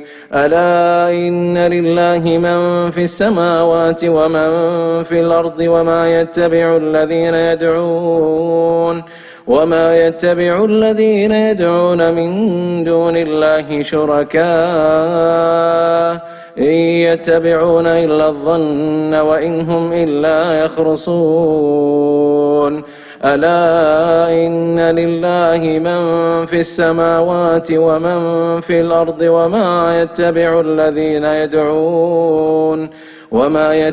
الذين يدعون من دون الله شركاء إن يتبعون إلا الظن وإن هم إلا يخرصون. هو الذي جعل لكم الليل لتسكنوا فيه والنهار مبصرا إن في ذلك لآيات لقوم يسمعون. قالوا اتخذ الله ولدا سبحانه هو الغني له ما في السماوات وما في الأرض إن عندكم من سلطان بهذا أتقولون على الله ما لا تعلمون. قل إن الذين يفترون على الله الكذب لا يفلحون.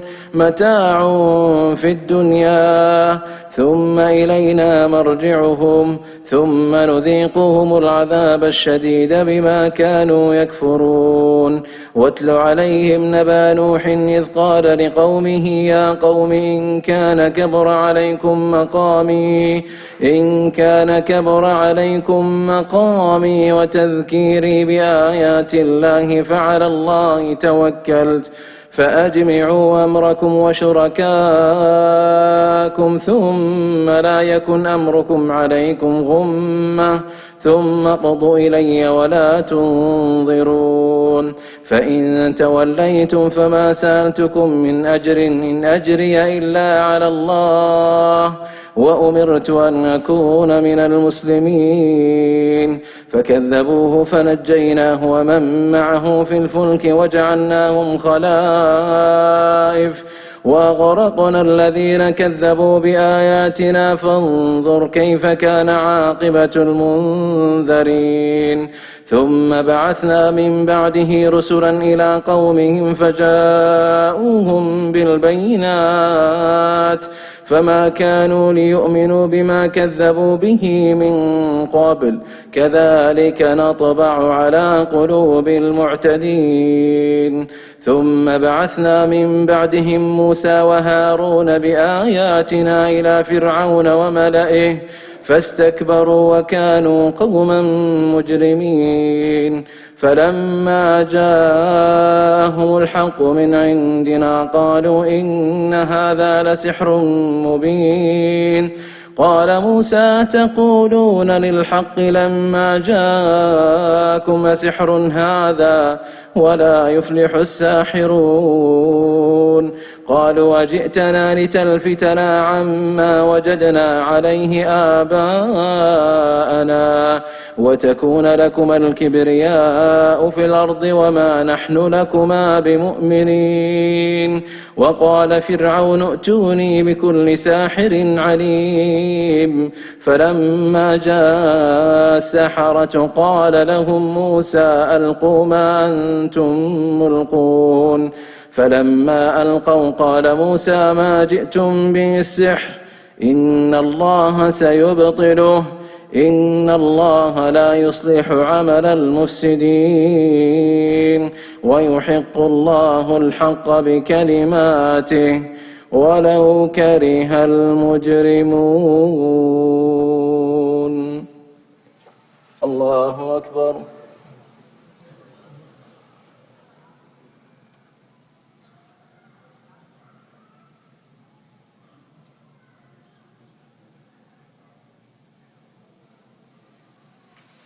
سمع الله لمن حمده.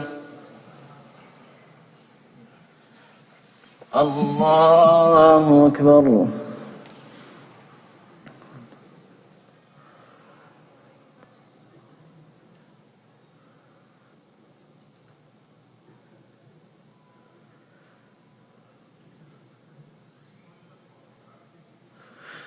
الله أكبر.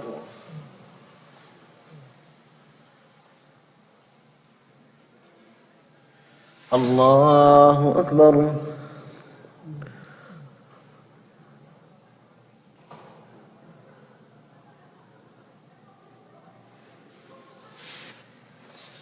الله أكبر.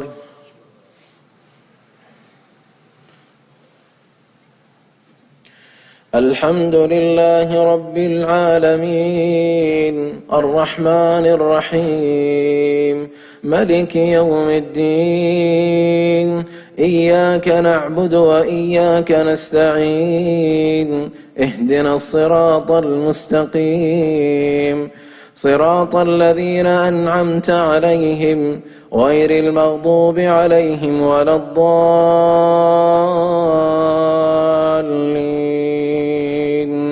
آمين. فما آمن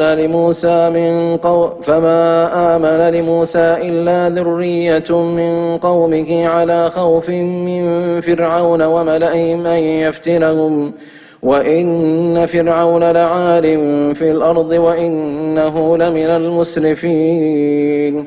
وقال موسى يا قوم إن كنتم آمنتم بالله فعليه توكلوا إن كنتم مسلمين. فقالوا على الله توكلنا ربنا لا تجعلنا فتنة للقوم الظالمين ونجنا برحمتك من القوم الكافرين. وأوحينا إلى موسى وأخيه أن تبوأ لقومكما بمصر بيوتا واجعلوا بيوتكم قبلة وأقيموا الصلاة وبشر المؤمنين.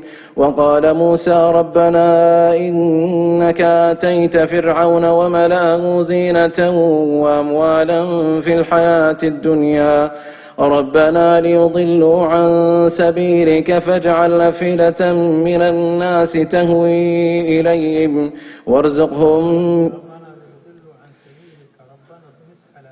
ربنا ليضلوا عن سبيلك ربنا اطمس على أموالهم واشدد على قلوبهم فلا يؤمنوا حتى يروا العذاب الأليم. قال قد أجيبت دعوتكما فاستقيما ولا تتبعان سبيل الذين لا يعلمون.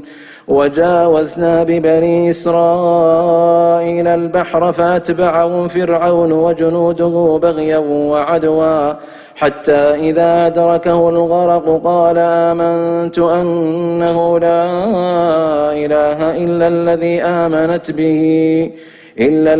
آمنت به بنو إسرائيل وأنا من المسلمين. آلان وقد عصيت قبل وكنت من المفسدين فاليوم ننجيك ببدنك لتكون لمن خلفك آية وإن كثيرا من الناس عن آياتنا لغافلون. ولقد بوأنا بني إسرائيل مبوأ صدق ورزقناهم من الطيبات فما اختلفوا حتى جاءهم العلم بغيا بينهم إن ربك يقضي بينهم يوم القيامة فيما كانوا فيه يختلفون. فإن كنت في شك مما أنزلنا إليك فاسأل الذين يقرؤون الكتاب من قبلك لقد جاءك الحق من ربك فلا تكونن من الممترين ولا تكونن من الذين كذبوا بآيات الله فتكون من الخاسرين. إن الذين حقت عليهم كلمات ربك لا يؤمنون ولو جاءتهم كل آية حتى يروا العذاب الأليم. فلولا كانت قرية آمنت فنفعها إيمانها إلا قوم يونس لما آمنوا كشفنا عنهم عذاب الخزي في الحياة الدنيا ومتعناهم إلى حين. ولو شاء ربك ربك لجعل الناس أمة واحدة ولا يزالون مختلفين إلا من رحم ربك ولذلك خلقهم ولو شاء ربك لآمن من في الأرض كلهم جميعا أفأنت تكره الناس حتى يكونوا مؤمنين وما كان لنفس أن تؤمن إلا بإذن الله ويجعل الرجس على الذين لا يعقلون قل انظروا ماذا في السماوات والأرض وما تغني الآيات والنذر عن قوم لا يؤمنون فهل ينتظرون إلا مثل أيام الذين خلوا من قبلهم قل فانتظروا إني معكم من المنتظرين ثم ننجي رسلنا والذين آمنوا كذلك حقا علينا ننجي المؤمنين الله أكبر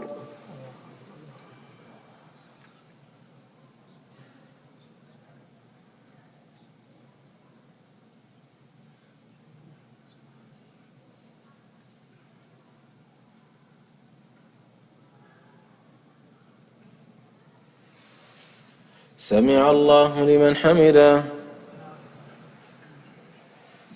الله أكبر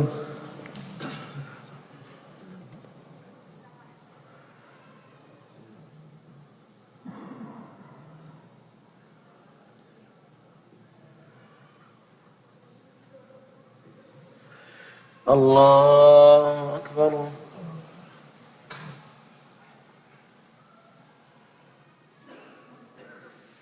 الله أكبر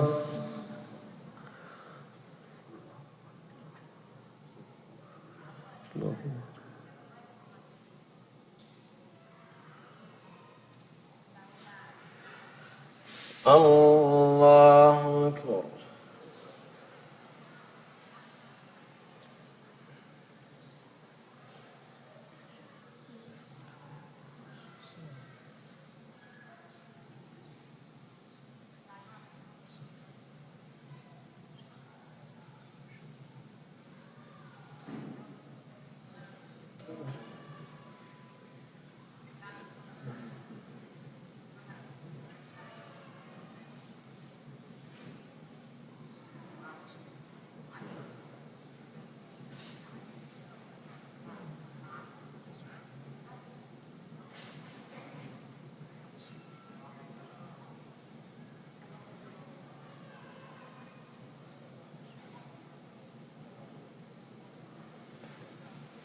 السلام عليكم ورحمة الله السلام عليكم ورحمة الله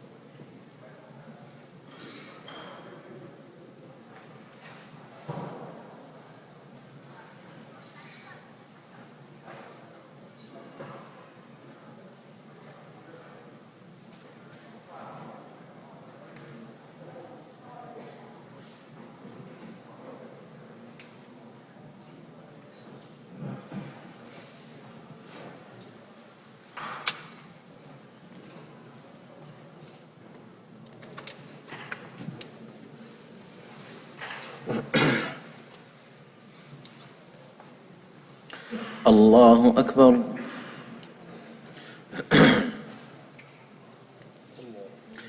الحمد لله رب العالمين الرحمن الرحيم ملك يوم الدين إياك نعبد وإياك نستعين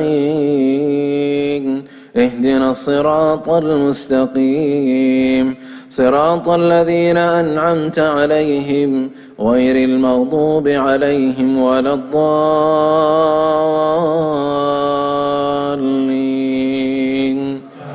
آمين. قل يا أيها الناس إن كنتم في شك من ديني فلا أعبد الذين تعبدون من دون الله ولكن أعبد الله الذي يتوفاكم وأمرت أن أكون من المؤمنين وأن أقم وجهك للدين حنيفا ولا تكونن من المشركين ولا تدع من دون الله ما لا ينفعك ولا يضرك فإن فعلت فإنك إذا من الظالمين. وإن يمسسك الله بضر فلا كاشف له إلا هو وإن يردك بخير فلا راد لفضله يصيب به من يشاء من عباده وهو الغفور الرحيم.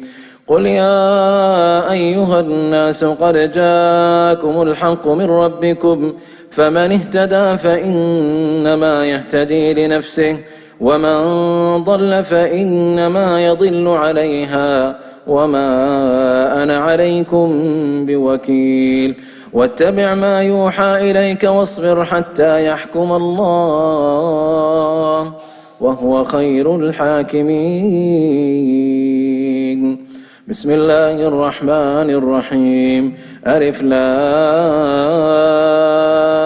را كتاب أحكمت آياته ثم فصلت من لدن حكيم خبير ألا تعبدوا إلا الله إنني لكم منه نذير وبشير وأن استغفروا ربكم ثم توبوا إليه يمتعكم متاعا حسنا إلى أجل مسمى ويؤتي كل ذي فضل فضله فإن تولوا فإني أخاف عليكم عذاب يوم كبير. إلى الله مرجعكم وهو على كل شيء قدير.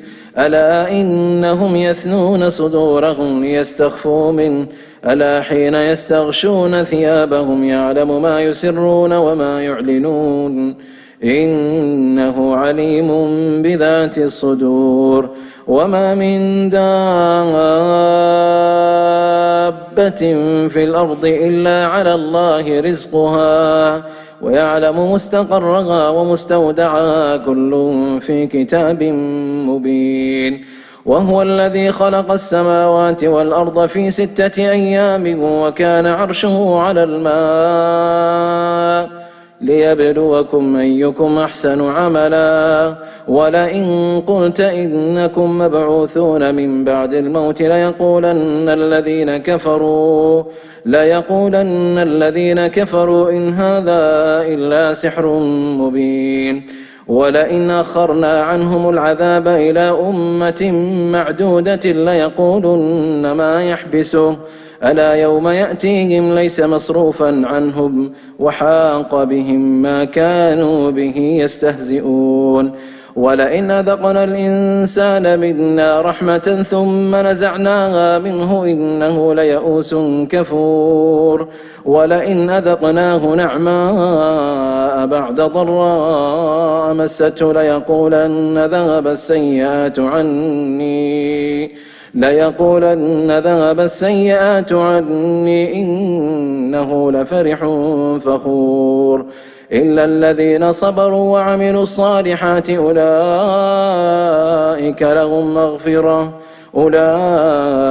لهم مغفرة وأجر كبير. فلعلك تارك بعض ما يوحى إليك وضائق به صدرك أن يقولوا لولا أنزل عليه كنز أو جاء معه ملك إنما أنت نذير والله على كل شيء وكيل. أم يقولون افتراه قل فأتوا بعشر سور مثله مفتريات وادعوا من استطعتم من دون الله إن كنتم صادقين. فإن لم يستجيبوا لكم فاعلموا أنما أنزل بعلم الله وأن لا إله إلا هو فهل أنتم منتهون؟ فهل أنتم مسلمون؟ الله أكبر.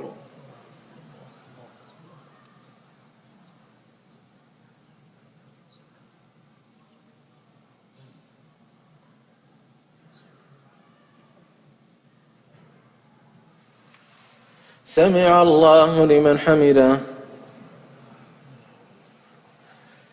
الله أكبر.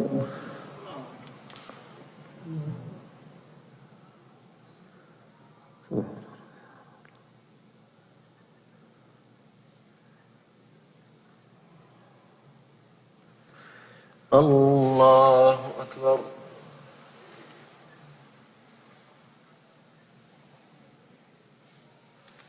الله أكبر.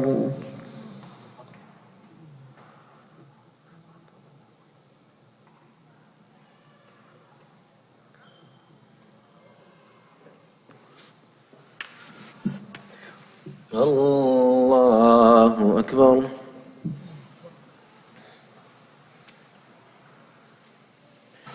الحمد لله رب العالمين الرحمن الرحيم ملك يوم الدين إياك نعبد وإياك نستعين اهدنا الصراط المستقيم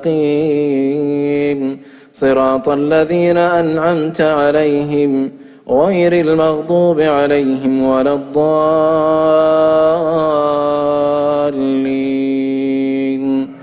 آمين. من كان يريد الحياة الدنيا وزينتها نوفي إليهم أعمالهم فيها وهم فيها لا يبخسون. أولئك الذين ليس لهم في الآخرة إلا النار وحبط ما صنعوا فيها وباطل ما كانوا يعملون. أفمن كان على بينة من ربه ويتلوه شاهد منه ومن قبله كتاب موسى إماما ورحمة أولئك يؤمنون به ومن يكفر به من الأحزاب فالنار موعده فلا تك في مرية منه إنه الحق من ربك ولكن أكثر الناس لا يؤمنون. ومن أظلم ممن افترى على الله كذبا أولئك يعرضون على ربهم ويقول الأشهاد هؤلاء الذين كذبوا على ربهم ألا لعنة الله على الظالمين الذين يصدون عن سبيل الله ويبغونها عوجا وهم بالآخرة هم كافرون. أولئك لم يكونوا معجزين في الأرض وما كان لهم من دون الله من أولياء يضاعف لهم العذاب ما كانوا يستطيعون السمع وما كانوا يبصرون.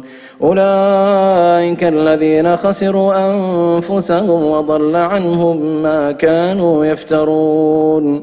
لا جرم أنهم في الآخرة هم الأخسرون. إن الذين آمنوا وعملوا الصالحات وأخبتوا إلى ربهم أولئك أصحاب الجنة هم فيها خالدون. مثل الفريقين كالأعمى والأصم والبصير والسميع هل يستويان مثلا أفلا تذكرون ولقد أرسلنا نوحا إلى قومه إني لكم نذير مبين ألا تعبدوا إلا الله إنني أخاف عليكم عذاب يوم أليم فقال الملأ الذين كفروا من قومه ما نراك إلا بشرا مثلنا وما نراك اتبعك إلا الذين هم أراذلنا بادي الرأي وما نرى لكم علينا من فضل بل نظنكم كاذبين قال يا قوم أرأيتم إن كنت على بينة من ربي وآتاني رحمة من عنده فعميت عليكم أنلزمكموها وأنتم لها كارهون ويا قوم لا أسألكم عليه مالا إن أجري إلا على الله وما أنا بطارد الذين آمنوا إنهم ملاقو ربهم ولكني أراكم قوما تجهلون ويا قوم من ينصرني من الله إن طردتهم أفلا تذكرون ويا قوم من ينصرني من الله إن طردتهم أفلا تذكرون ولا أقول لكم عندي خزائن الله ولا أعلم الغيب ولا أقول إني ملك ولا أقول للذين تزدري أعينكم لن يؤتيهم الله خيرا الله أعلم بما في أنفسهم إني إذا لمن الظالمين الله أكبر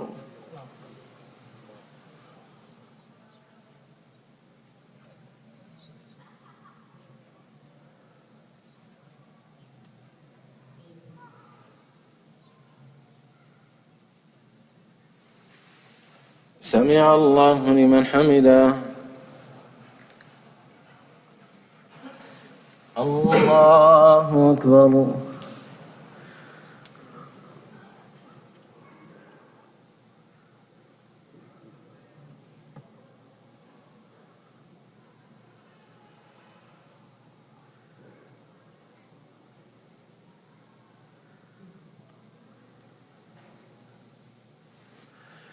الله أكبر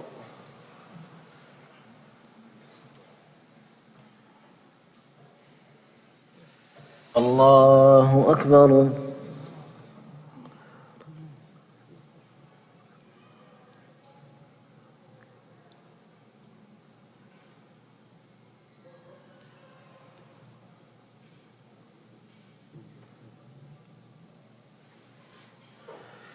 الله أكبر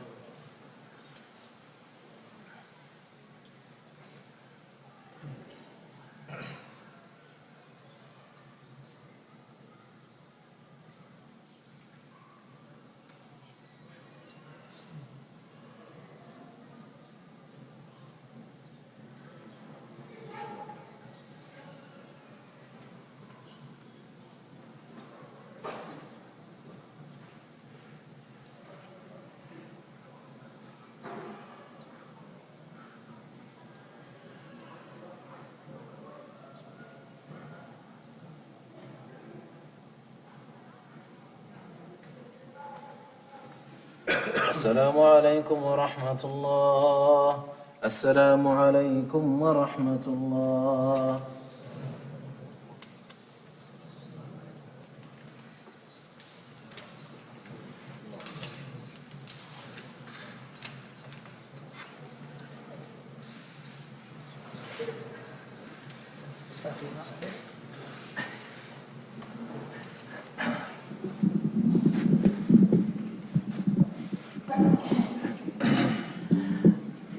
Alhamdulillah, assalamu ala rasulillah.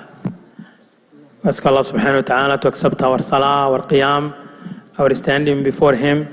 Also, I want to make dua again for a young sister named Zara, who had a very bad wreck, a car accident yesterday. around iftar time. We ask Allah subhanahu wa ta'ala that Allah give her shifa. اللهم أنت الشافي لا شفاء إلا شفاؤك اشفيها شفاء لا يغادر سقما. نسأل الله سبحانه وتعالى أن يشفيها. We ask Allah subhanahu wa ta'ala that Allah heal her, that Allah subhanahu wa ta'ala protect her. We also make dua for the sister who passed away, the mother of one of the congregants here, that Allah subhanahu wa ta'ala أن يغفر لها ويرحمها ويجعل مثواها الجنة. ونسأل الله سبحانه وتعالى أن يجعل قبرها روضة من رياض الجنة. There is going to be, I think, the janazah tomorrow here at dhuhr time, so I would recommend for you to come, inshallah, for the janazah prayer, inshallah ta'ala. Yes, Brother Muhammad. Yes, I'm saying that. Thank you. Yeah, so there is the janazah going to be here, inshallah ta'ala, and it's highly recommended. You know, you get the reward of, at 1 o'clock, inshallah, after the Salat, Salat al-Dhuhr, inshallah ta'ala. So I highly recommend you to come, inshallah ta'ala. We ask Allah subhanahu wa ta'ala that Allah forgives her, that Allah subhanahu wa ta'ala protect her from hell, that Allah subhanahu wa ta'ala يثبتها بالقول الثابت في قبرها. نسأل الله سبحانه وتعالى إن كانت محسنة أن يزيد في إحسانها وإن كانت مسيئة أن يتجاوز عن سيئاتها. Brothers and sisters, again, I want to thank you for yesterday for donating to the masjid and or pledging to donate to the masjid, inshallah. For those of you who have pledged, those of you who have donated, thank you so much. Jazakumullahu khairan. Those of you who have pledged, I'm asking you, inshallah, to please bring forward as much as you can, inshallah, for those pledges, inshallah ta'ala, because it's going to be help for our masjid. Barakallahu fikum. I wanna make waqfa, a little stoppage, a little maybe summary of some of the verses the Shaykh was speaking about. Allah subhanahu wa ta'ala tells us, speaking about qisasul anbiya, the stories of prophets. لقد كان في قصصهم عبرة لأولي الألباب ما كان حديثا يفترى ولكن تصديق الذي بين يديه. There is ibra, there is basically a lesson for us to learn from these qisas, from these stories of prophets, when Allah subhanahu wa ta'ala narrates them in the Quran. One of those stories that was mentioned in Surah Yunus that the Shaykh was reciting is the story between Prophet Musa alayhi salam and the Pharaoh. Prophet Musa, وَمَا أَدْرَاكَ مَا Musa, he is the #1 prophet of Allah who's mentioned the most in the Quran. 137 times the name Musa alayhi salam comes in the Quran. 137. Second place, Prophet Isa alayhi salam with 25 times. So, I'm not focusing too much on the prophet, but I'm going to focus on the guy called the Pharaoh. So what basically doomed the Pharaoh is two things. One, al-kibr, wal-'iyadhu billah, that he had arrogance. The Arabs, they have this method, وَلَا يَحِيقُ الْمَكْرُ السَّيِّئُ إِلَّا بِهَلِ. Actually, it's in the Quran, by the way, right? It's an ayah, but it's also a method. The evil plot doesn't take out except the people that it originated from, right? So the Pharaoh has evil thoughts. Allah placed him to the top of the land in Egypt. And when Allah subhanahu wa ta'ala gave him all the powers that he can, right? He's looking for ayat when Musa comes up and says, I'm a prophet, I'm a nabi from Allah subhanahu wa ta'ala, and I'm asking you to liberate and to free the Israeli people. Right? When he says this, he said, I need a sign. I need to see a sign. So Musa alayhi salam accepted the challenge. The long story short, Allah gave Musa alayhi salam the staff of Musa. You remember, when the Pharaoh calls on the people, they alqaw hibalahum wa asiyahum. They throw their trobes and their sticks, and it becomes snakes. But the giant staff of Musa becomes a giant snake, eats them all. This was a chance for him to come out, to realize that Musa alayhi salam wasn't playing, but rather it's a miracle from Allah subhanahu wa ta'ala. Right? That this is a miracle from Allah. The second chance Allah subhanahu wa ta'ala gave the Pharaoh was when Allah subhanahu wa ta'ala decided that the Pharaoh and all his people are going to go down. They're going to drown. At the moment when he is drowning, the angel asks him, why don't you believe? Why don't you believe? So he says, Al-ana amantu kama amanat banu Israel istihza'an. You know, when he's saying these words, he doesn't mean it.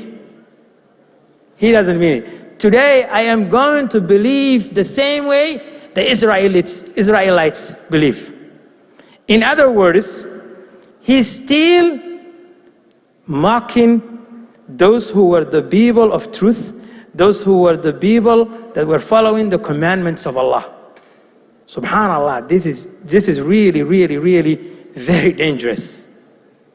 So Allah subhanahu wa ta'ala responded through the angels, فَالْيَوْمَ نُنَجِّيكَ بِبَدَنِكَ لِتَكُونَ لِمَنْ خَلْفَكَ آيَةً. Today we are only going to save your body, so you are an ayah. You are going to be a sign for people who are going to come behind you, so that they may heed that Allah subhanahu wa ta'ala is sending down revelation for us to comprehend and for us to reflect and for us to follow. Right? So arrogance. Rasulullah sallallahu alayhi wa sallam tells us, Allah said in the Hadith al-Qudsi, Al-kibriya'u ridai wal-'azamatu izari faman naza'ani wahidan minhuma qadhaftuhu fi an-nar wal-'iyadhu billah. Allah says, arrogance is my upper garment and greatness is my undergarment. Anyone who tried to snatch one of them from me, I will throw them in hell. So just remember, having arrogance has put Fir'aun to Jahannam. Wal-'iyadhu billah, in time of actually being in the grave, adab al-qabr. Right? Adab al-qabr, ulama, you know the ayah in a lower part of the Quran, that Allah subhanahu wa ta'ala talks about that the Pharaoh and his people, يُعْرَضُونَ عَلَيْهَا غُدُوًّا وَعَشِيًّا. They are going to be facing the hell while they are in the grave. So adab al-qabr is basically from these ayat. So the point one, that he became lost and away from Allah, is kibr. Stay away from kibr. Try not to have kibr in you.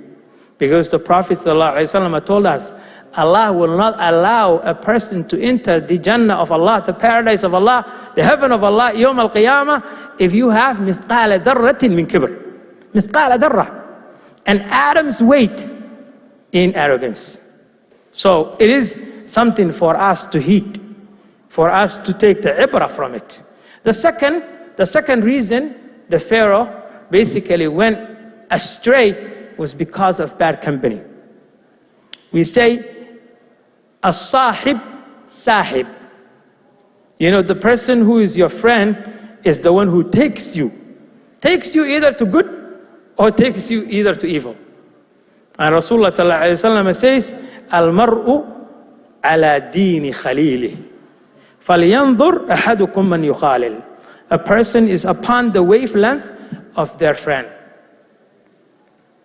So you should look who you befriend. You have to look. Tell me who your friend is, I tell you who you are. This is how they say. So this is another, because he had Qarun and all of these people who was his close allies, who were basically giving him bad advice. They didn't tell him, hey, you're wrong, man. This is wrong. You're going in a wrong direction. They didn't give him the chance. So then, yani, ala bitakabburi.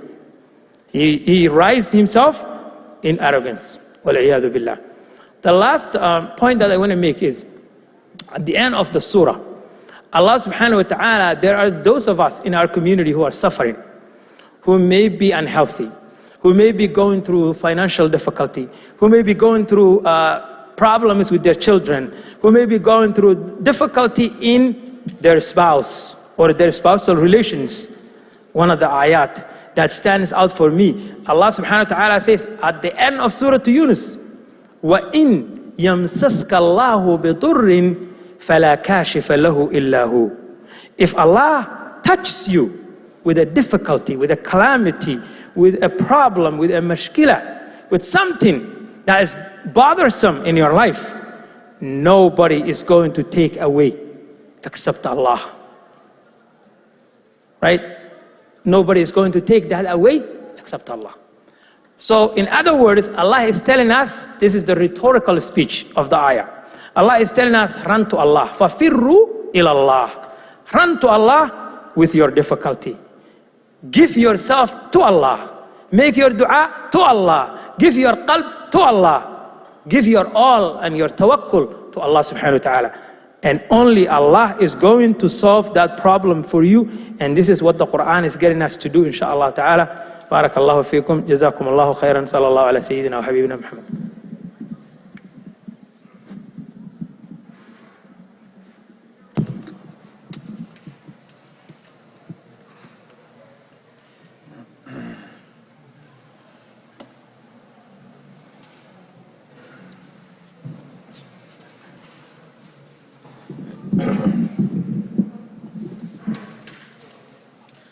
الله أكبر.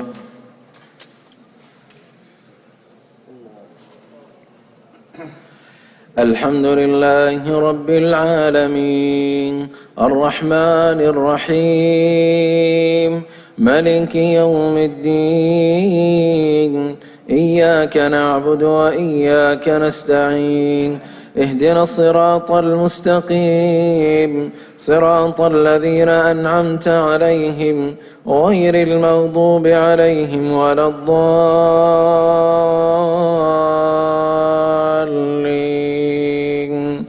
آمين. قالوا يا نوح قد جادلتنا فأكثرت جدالنا فأتنا بما تعدنا إن كنت من الصادقين. قال إنما يأتيكم به الله إن شاء وما أنتم بمعجزين ولا ينفعكم نصحي إن أردت أن أنصح لكم إن كان الله يريد أن يغويكم هو ربكم وإليه ترجعون. هو ربكم وإليه ترجعون.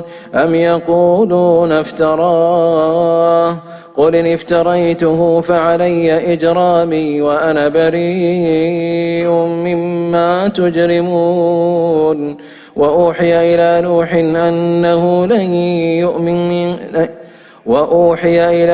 أنه لن يؤمن من قومك إلا من قد آمن فلا تبتئس بما كانوا يفعلون. واصنع الفلك بأعيننا ووحينا ولا تخاطبني في الذين ظلموا إنهم مغرقون. ويصنع الفلك وكلما مر عليه ملأ من قومه سخروا منه قال إن تسخروا منا فإنا نسخر منكم كما تسخرون. فسوف تعلمون من يأتيه عذاب يخزيه ويحل عليه عذاب مقيم. حتى إذا جاء أمرنا وفارت النور قل نحمل فيها من كل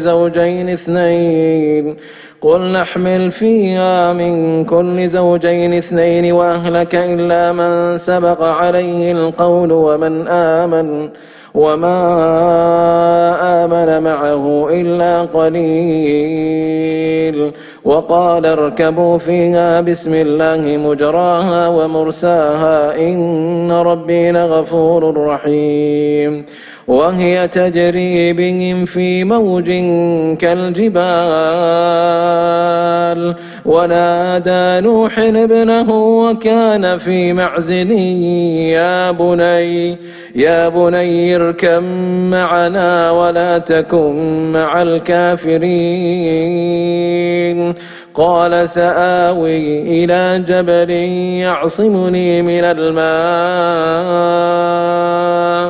قال لا عاصم اليوم من أمر الله إلا من رحم وحال بينهما الموج فكان من المغرقين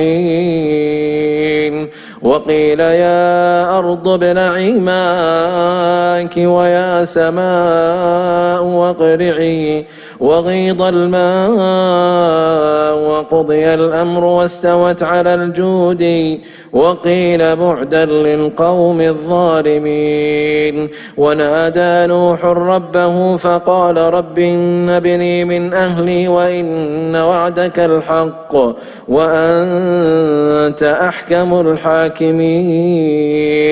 قال يا نوح إنه ليس من أهلك إنه عمل غير صالح فلا تسألني ما ليس لك به علم إني أعظك أن تكون من الجاهلين قال رب إني أعوذ بك أن أسألك ما ليس لي به علم وإلا تغفر لي وترحمني أكن من الخاسرين قيل يا نوح اهبط منا بسلام قيل يا نوح اهبط بسلام منا وبركات عليك وعلى ممن معك وأمم سنمتعهم ثم يمسهم منا عذاب أليم تلك من أنباء الغيب نوحيها إليك ما كنت تعلمها أنت ولا قومك من قبل هذا فاصبر إن العاقبة للمتقين. الله أكبر.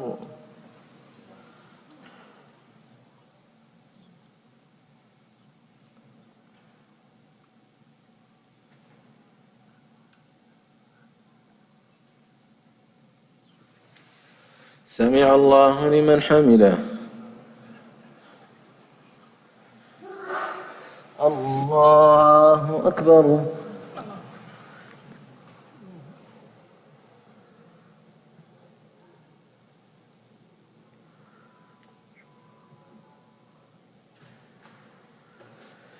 الله أكبر.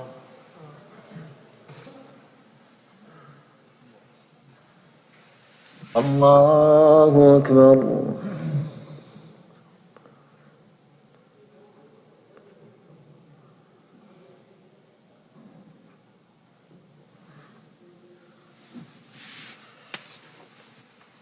الله أكبر.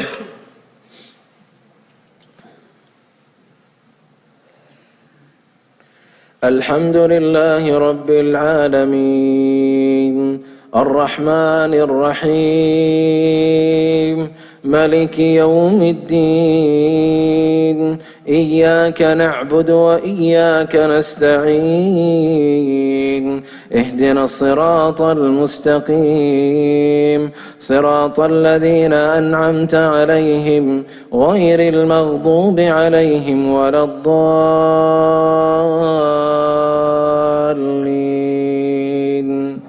آمين. وإلى عاد أخاهم هودا قال يا قوم اعبدوا الله ما لكم من إله غيره إن أنتم إلا مفترون يا قوم لا أسألكم عليه أجرا إن أجري إلا على الذي فطرني أفلا تعقلون ويا قوم استغفروا ربكم ثم توبوا إليه يرسل السماء عليكم مدرارا ويزدكم قوة إلى قوتكم ولا تتولوا مجرمين قالوا يا هود ما جئتنا ببينة وما نحن نحن بتاركي آلهتنا عن قولك وما نحن لك بمؤمنين إن نقول إلا اعتراك بعض آلهتنا بسوء قال إني أشهد الله واشهد أني بريء مما تشركون فإن تولوا فقد أبلغتكم ما أرسلت به إليكم فكيدوني جميعا ثم لا تنظرون إني توكلت على الله ربي وربكم ما من دابة إلا هو آخذ بناصيتها إن ربي على صراط مستقيم فإن تولوا فقد أبلغتكم ما أرسلت به إليكم ويستخلف ربي قوما غيركم ولا تضرونه شيئا إن ربي على كل شيء حفيظ ولما جاء أمرنا نجينا هودا والذين آمنوا معه برحمة منا ونجيناهم من عذاب غليظ وتلك عاد جحدوا بآيات ربهم وعصوا رسله واتبعوا أمر كل جبار عنيد وأتبعوا في هذه الدنيا لعنة ويوم القيامة ألا إن عادا كفروا ربهم ألا بعدا لعاد قوم هود وإلى ثمود أخاهم صالحا قال يا قوم اعبدوا الله ما لكم من إله غيره هو أنشأكم من الأرض واستعمركم فيها فاستغفروه ثم توبوا إليه إن ربي قريب مجيب قالوا يا صالح قد كنت فينا مرجوا قبل هذا أتنهانا أن نعبد ما يعبد آباؤنا وأن نفعل في أموالنا قالوا يا صالح قد كنت فينا مرجوا قبل هذا أتنهانا أن نعبد ما يعبد آباؤنا وإننا لفي شك مما تدعونا إليه مريب قال يا قوم أرأيتم إن كنت على بينة من ربي وآتاني منه رحمة فمن ينصرني من الله إن عصيته فما تزيدونني غير تخسير ويا قوم هذه ناقة الله لكم آية فذروها تأكل في أرض الله ولا تمسوها بسوء فيأخذكم عذاب قريب فعقروها فقال تمتعوا في داركم 3 أيام ذلك وعد غير مكذوب فلما جاء أمرنا نجينا صالحا والذين آمنوا معه برحمة منا ومن خزي يومئذ إن ربك هو القوي العزيز وأخذ الذين ظلموا الصيحة فأصبحوا في دارهم جاثمين كأن لم يغنوا فيها ألا إن ثمودا كفروا ربهم ألا بعدا لثمود الله أكبر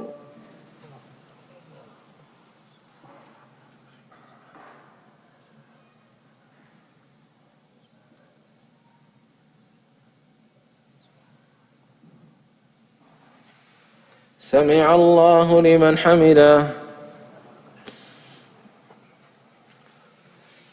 الله أكبر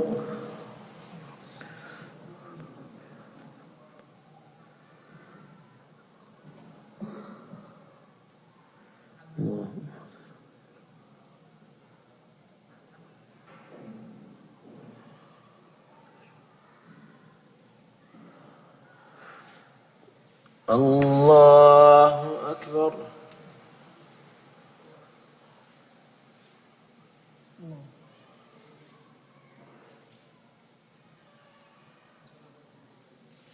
الله أكبر.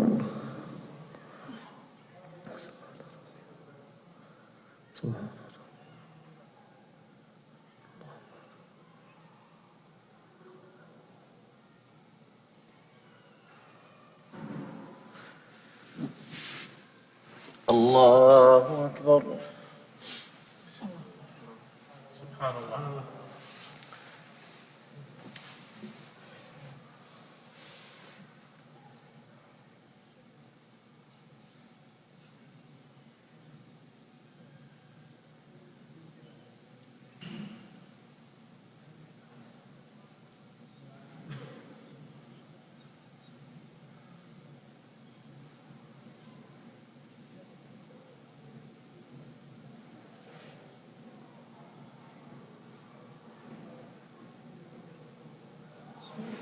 السلام عليكم ورحمة الله.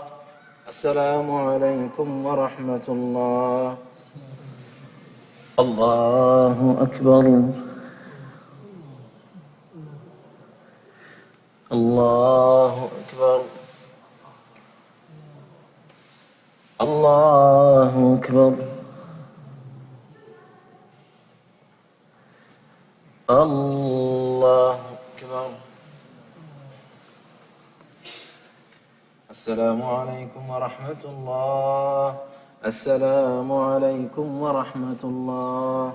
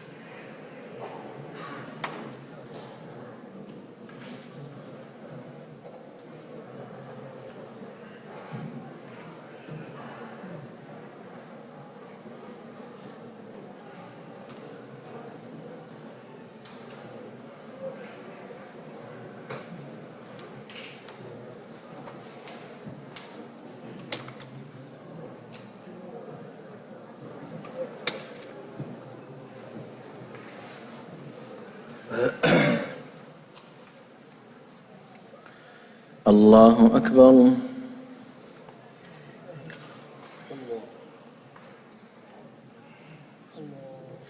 الحمد لله رب العالمين الرحمن الرحيم ملك يوم الدين إياك نعبد وإياك نستعين اهدنا الصراط المستقيم صراط الذين أنعمت عليهم غير المغضوب عليهم ولا الضالين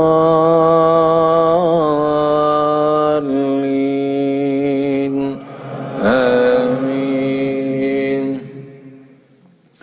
ولقد جاءت رسلنا إبراهيم بالبشرى قالوا سلاما قال سلام فما لبث أن جاء بعجل حنيذ فلما رأى أيديهم لا تصل إليهم نكرهم وأوجس منهم خيفة قالوا لا تخف إنا أرسلنا إلى قوم لوط لوط وامرأته قائمة فضحكت فبشرناها بإسحاق ومن وراء إسحاق يعقوب قالت يا ويلتى أألد أنا عجوز وهذا بعلي شيخا إن هذا لشيء عجيب قالوا وتعجبين من أمر الله رحمة الله وبركاته عليكم أهل البيت إنه حميد مجيد فلما ذهب عن إبراهيم الروع وجاءته البشرى يجادلنا في قوم لوط إن إبراهيم لحليم أواه منيب يا إبراهيم أعرض عن هذا إنه قد جاء أمر ربك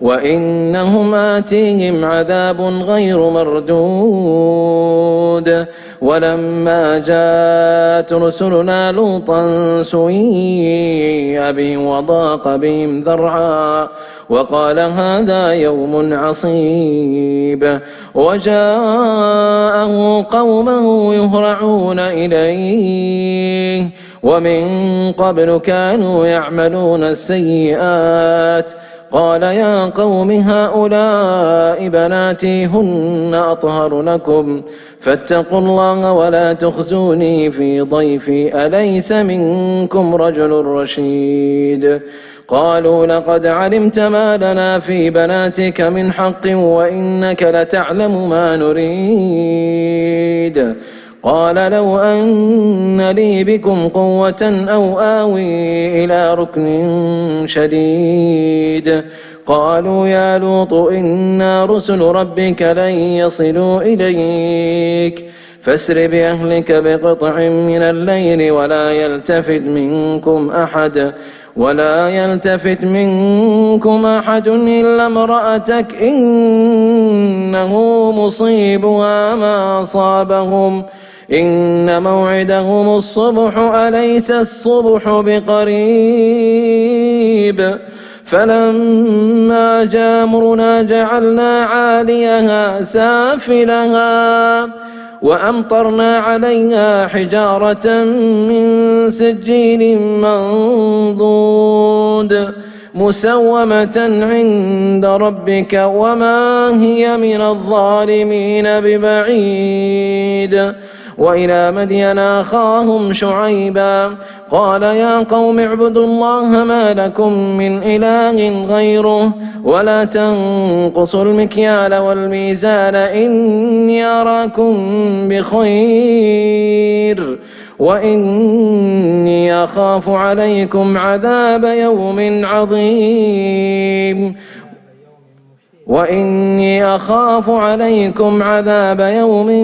محيط ويا قوم أوفوا المكيال والميزان بالقسط ولا تبخسوا الناس أشياءهم ولا تعثوا في الأرض مفسدين بقية الله خير لكم إن كنتم مؤمنين وما أنا عليكم بحفيظ قالوا يا شعيب وصلواتك تأمرك أن نترك ما يعبد آباؤنا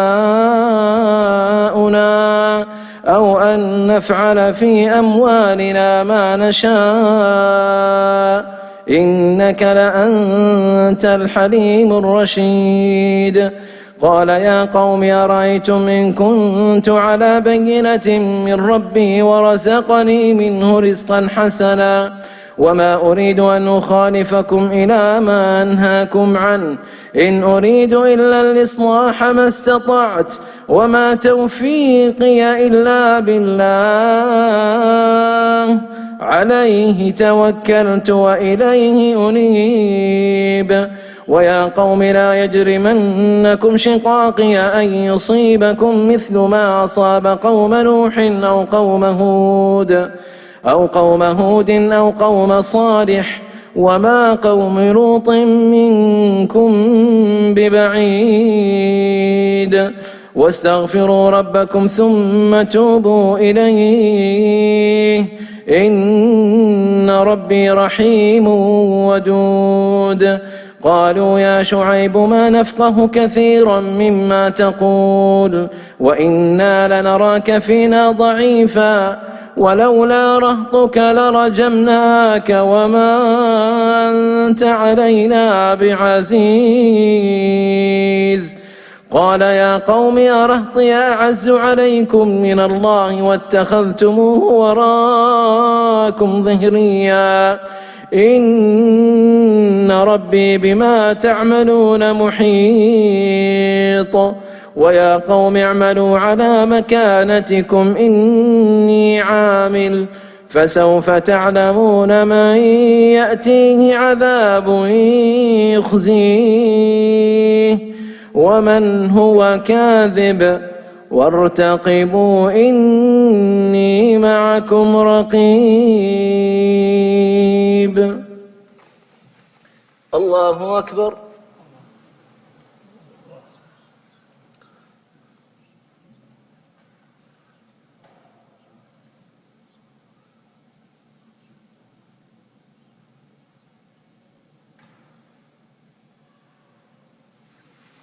سمع الله لمن حمده. الله أكبر.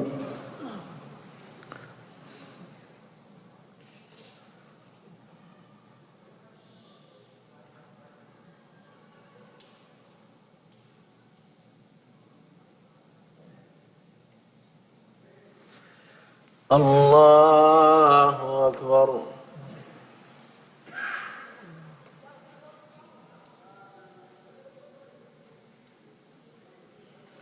الله أكبر.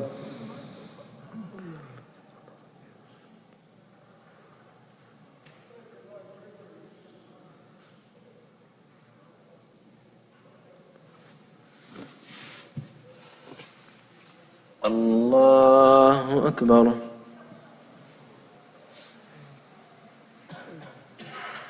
الحمد لله رب العالمين الرحمن الرحيم ملك يوم الدين إياك نعبد وإياك نستعين اهدنا الصراط المستقيم صراط الذين أنعمت عليهم غير المغضوب عليهم ولا الضالين.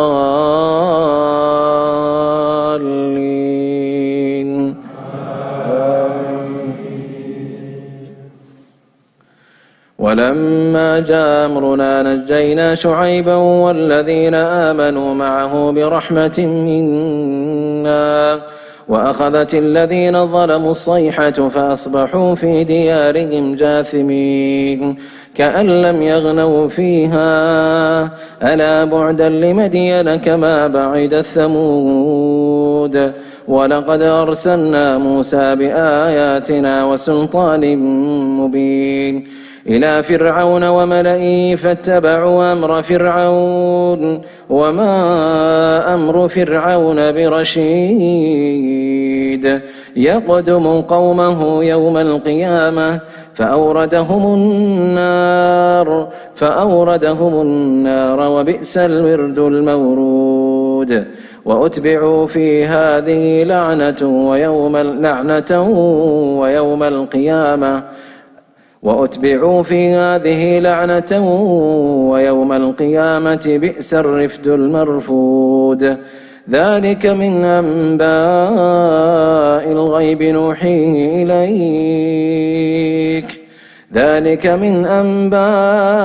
الغيب نوحيه إليك منها قائم وحصيد وما ظلمناهم ولكن ظلموا أنفسهم فما أغنت عنهم آلهتهم التي يدعون من دون الله من شيء لما جاء أمر ربك وما زادوهم غير تتبيب وكذلك أخذ ربك إذا أخذ القرى وهي ظالمة إن أخذه أليم شديد إن في ذلك لآية لمن خاف عذاب الآخرة ذلك يوم مجموع له الناس وذلك يوم مشهود وما نؤخره إلا لأجل معدود يوم يأتي لا تكلم نفس إلا بإذنه فمنهم شقي وسعيد فأما الذين شقوا ففي النار لهم فيها زفير وشهيق خالدين فيها ما دامت السماوات والأرض إلا ما شاء ربك إن ربك فعال لما يريد وأما الذين سعدوا ففي الجنة خالدين فيها ما دامت السماوات والأرض إلا ما شاء ربك عطاء غير مجذوذ فلا تك في مرية مما يعبد هؤلاء ما يعبدون إلا كما يعبد آباءهم من قبل وإنا لموفوهم نصيبهم غير منقوص الله أكبر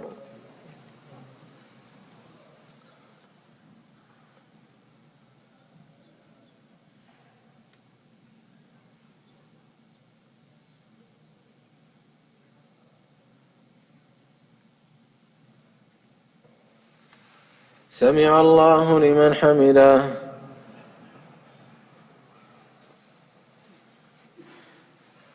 الله أكبر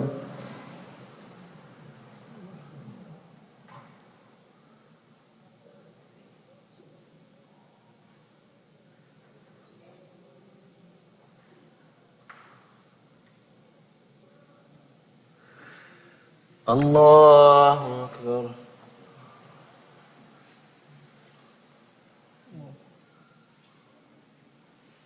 الله أكبر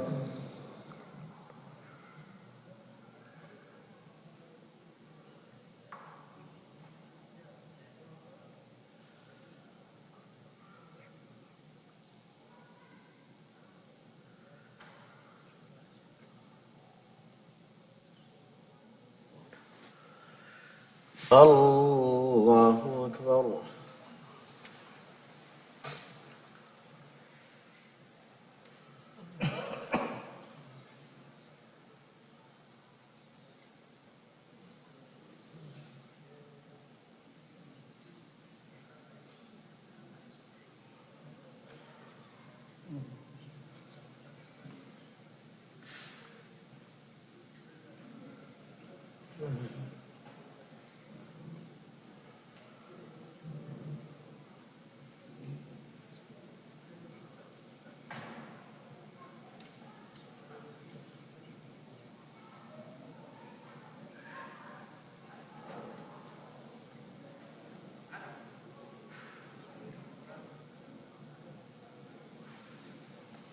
السلام عليكم ورحمة الله السلام عليكم ورحمة الله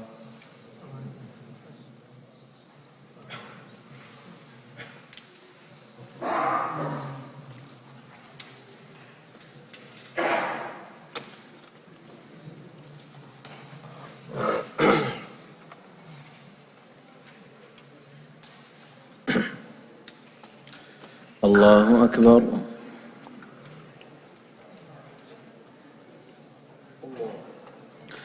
الحمد لله رب العالمين الرحمن الرحيم ملك يوم الدين إياك نعبد وإياك نستعين اهدنا الصراط المستقيم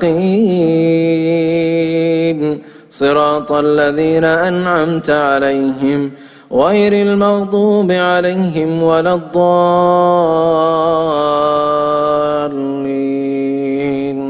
آمين سبح اسم ربك الأعلى الذي خلق فسوى والذي قدر فهدى والذي أخرج المرعى فجعله غثاء أحوى سنقرئك فلا تنسى إلا ما شاء الله إنه يعلم الجهر وما يخفى ونيسرك لليسرى فذكر إن نفعت الذكرى سيذكر من يخشى ويتجنبها الأشقى الذي يصلى النار الكبرى ثم لا يموت فيها ولا يحيا قد أفلح من تزكى وذكر اسم ربه فصلى بل تؤثرون الحياة الدنيا والآخرة خير وأبقى إن هذا لفي الصحف الأولى صحف إبراهيم وموسى. الله أكبر.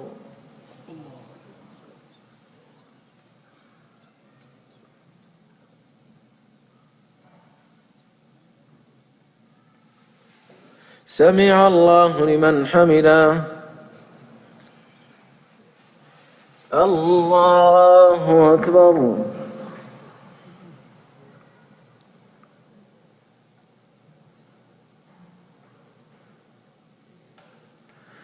الله أكبر.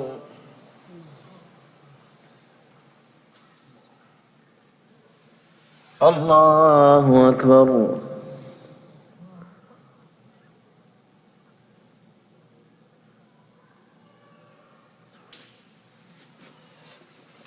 الله أكبر. الحمد لله رب العالمين الرحمن الرحيم مالك يوم الدين إياك نعبد وإياك نستعين اهدنا الصراط المستقيم صراط الذين أنعمت عليهم غير المغضوب عليهم ولا الضالين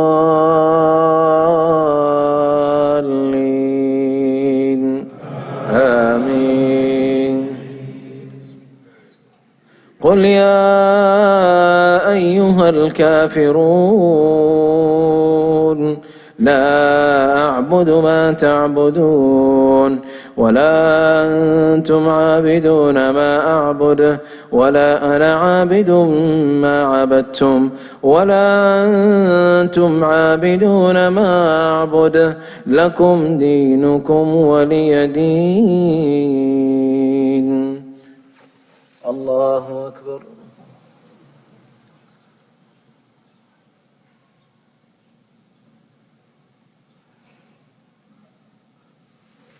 سمع الله لمن حمده. الله أكبر.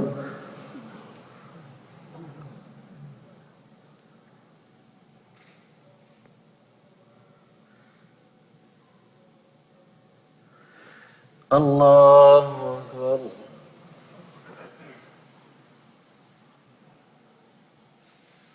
الله أكبر.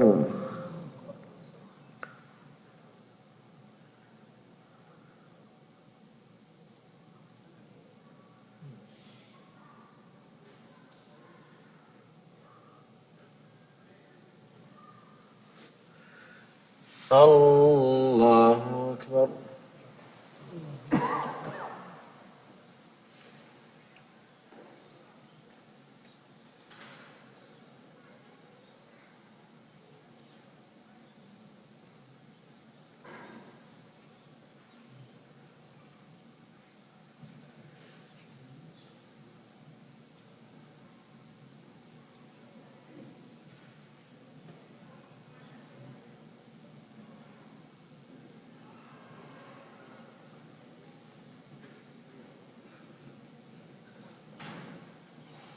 السلام عليكم ورحمة الله. السلام عليكم ورحمة الله.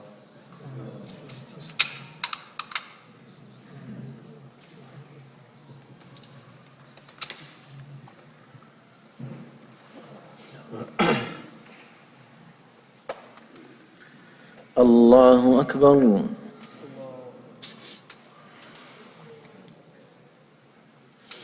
الحمد لله رب العالمين الرحمن الرحيم ملك يوم الدين إياك نعبد وإياك نستعين اهدنا الصراط المستقيم صراط الذين أنعمت عليهم غير المغضوب عليهم ولا الضالين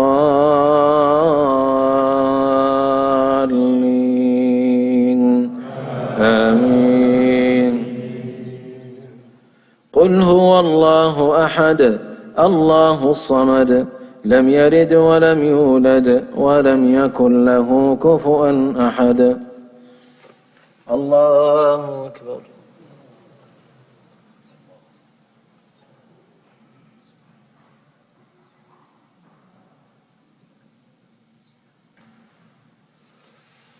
سمع الله لمن حمده. اللهم اهدنا فيمن هديت وعافنا فيمن عافيت وتولنا فيمن توليت وبارك لنا فيما أعطيت وقنا واصرف عنا برحمتك شر ما قضيت فإنك تقضي بالحق ولا يقضى عليك إنه لا يذل من واليت ولا يعز من عاديت تباركت ربنا وتعاليت. نستغفرك اللهم من جميع الذنوب والخطايا ونتوب إليك. اللهم اقسم لنا من خشيتك ما تحول به بيننا وبين معصيتك ومن طاعتك ما تبلغنا به جنتك ومن اليقين ما تهون به علينا مصائب الدنيا ومتعنا اللهم بأسماعنا وأبصارنا أبدا ما أبقيتنا واجعله الوارث منا واجعل ثأرنا على من ظلمنا وانصرنا على من عادانا ولا تجعل الدنيا أكبر همنا ولا مبلغ علمنا ولا إلى النار مصيرنا واجعل الجنة دارنا ومقرنا يا رب العالمين. اللهم تقبل صلاتنا وصيامنا وقيامنا ودعاءنا ولا تخيب رجاءنا يا رب العالمين. اللهم جد علينا بجزيل النعمة وأسعفنا بتتابع الآلاء وارحمنا يا ربنا برحمتك الواسعة في الأرض والسماء يا رب العالمين. اللهم لا تدع لنا ذنبا إلا غفرته ولا هما إلا فرجته ولا دينا إلا قضيته ولا مريضا إلا شفيته ولا ميتا إلا رحمته ولا حاجة من حوائج الدنيا والآخرة لك فيها رضا ولنا فيها صلاح إلا قضيتها ويسرتها برحمتك يا أرحم الراحمين يا رب العالمين. اللهم اهد شباب المسلمين لما تحب وترضى وخذ بأيديهم إلى البر والتقوى. اللهم اهد نساء المسلمين عامة والنساء الحاضرات خاصة. اللهم احمهن من التبرج والمجون يا رب العالمين. اللهم اجعلهن طاهرات تقيات نقيات واجعلهن في الجنات الحاضرات منهن خاصة والغائبات برحمتك يا أرحم الراحمين يا رب العالمين. اللهم أعد علينا رمضان أعواما عديدة وأزمنة مديدة واجعلنا فيه من عتقائك من النار يا رب العالمين. اللهم اغفر لجميع موتى المسلمين الذين شهدوا لك بالوحدانية ولنبيك بالرسالة وماتوا على ذلك. اللهم اغفر لهم وارحمهم وعافهم واعف عنهم وأكرم نزلهم ووسع مدخلهم واغسلهم بالماء والثلج والبرد ونقهم من الذنوب والخطايا كما ينقى الثوب الأبيض من الدنس برحمتك يا أرحم الراحمين يا رب العالمين. اللهم أبرم لهذه الأمة أمر رشد يعز فيه أهل الطاعة ويتجاوز فيه عن أهل المعصية ويؤمر فيه بالمعروف وينهى فيه على المنكر يا رب العالمين. اللهم ارحمنا فإنك بنا راحم ولا تعذبنا بذنوبنا فأنت علينا قادر. اللهم اغفر لآبائنا وأمهاتنا، اللهم اغفر لهم وارحمهم وعافهم واعف عنهم واجعل الجنة دارهم ومقرهم. اللهم من كان منهم مسرورا فزده سعادة وسرورا، ومن كان منهم معذبا ملهوفا فأبدل خوفه فرحا وسرورا برحمتك يا أرحم الراحمين يا رب العالمين. وصلى الله على نبينا محمد وآله وصحبه أجمعين. الله أكبر.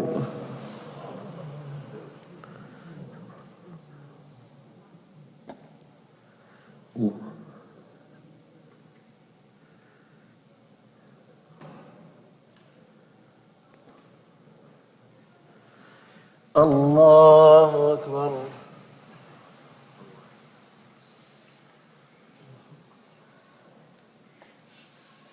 الله أكبر.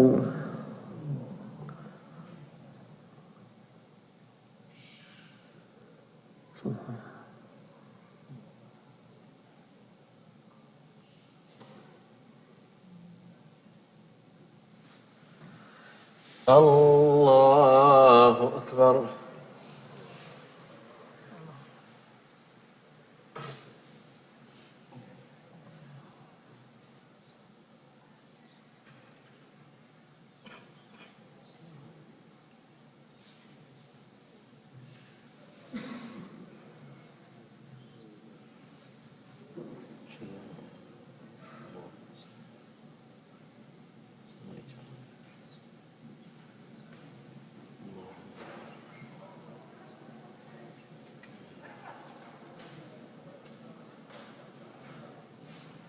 السلام عليكم ورحمة الله. السلام عليكم ورحمة الله. سبحان الملك القدوس. سبحان الملك القدوس.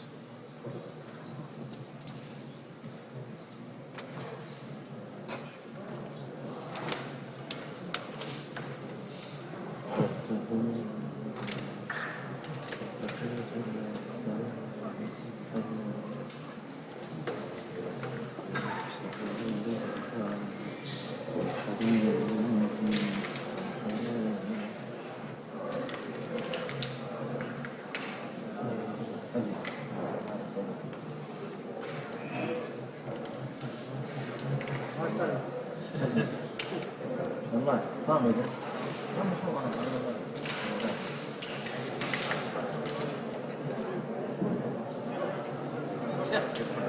بارك الله فيك.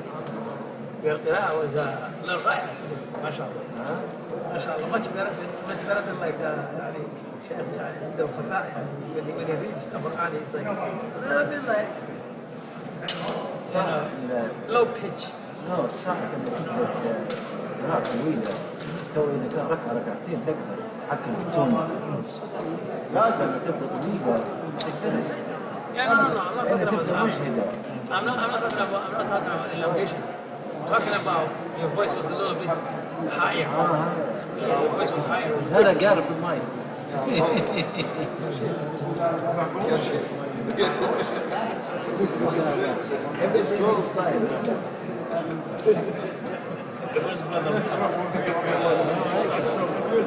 السلام عليكم. ستوري ما شاء الله. ستوري شعار تميز. ليش زعلان مني؟ زعلان. سترينجرز. في ريحة عود حلوة بس في ناس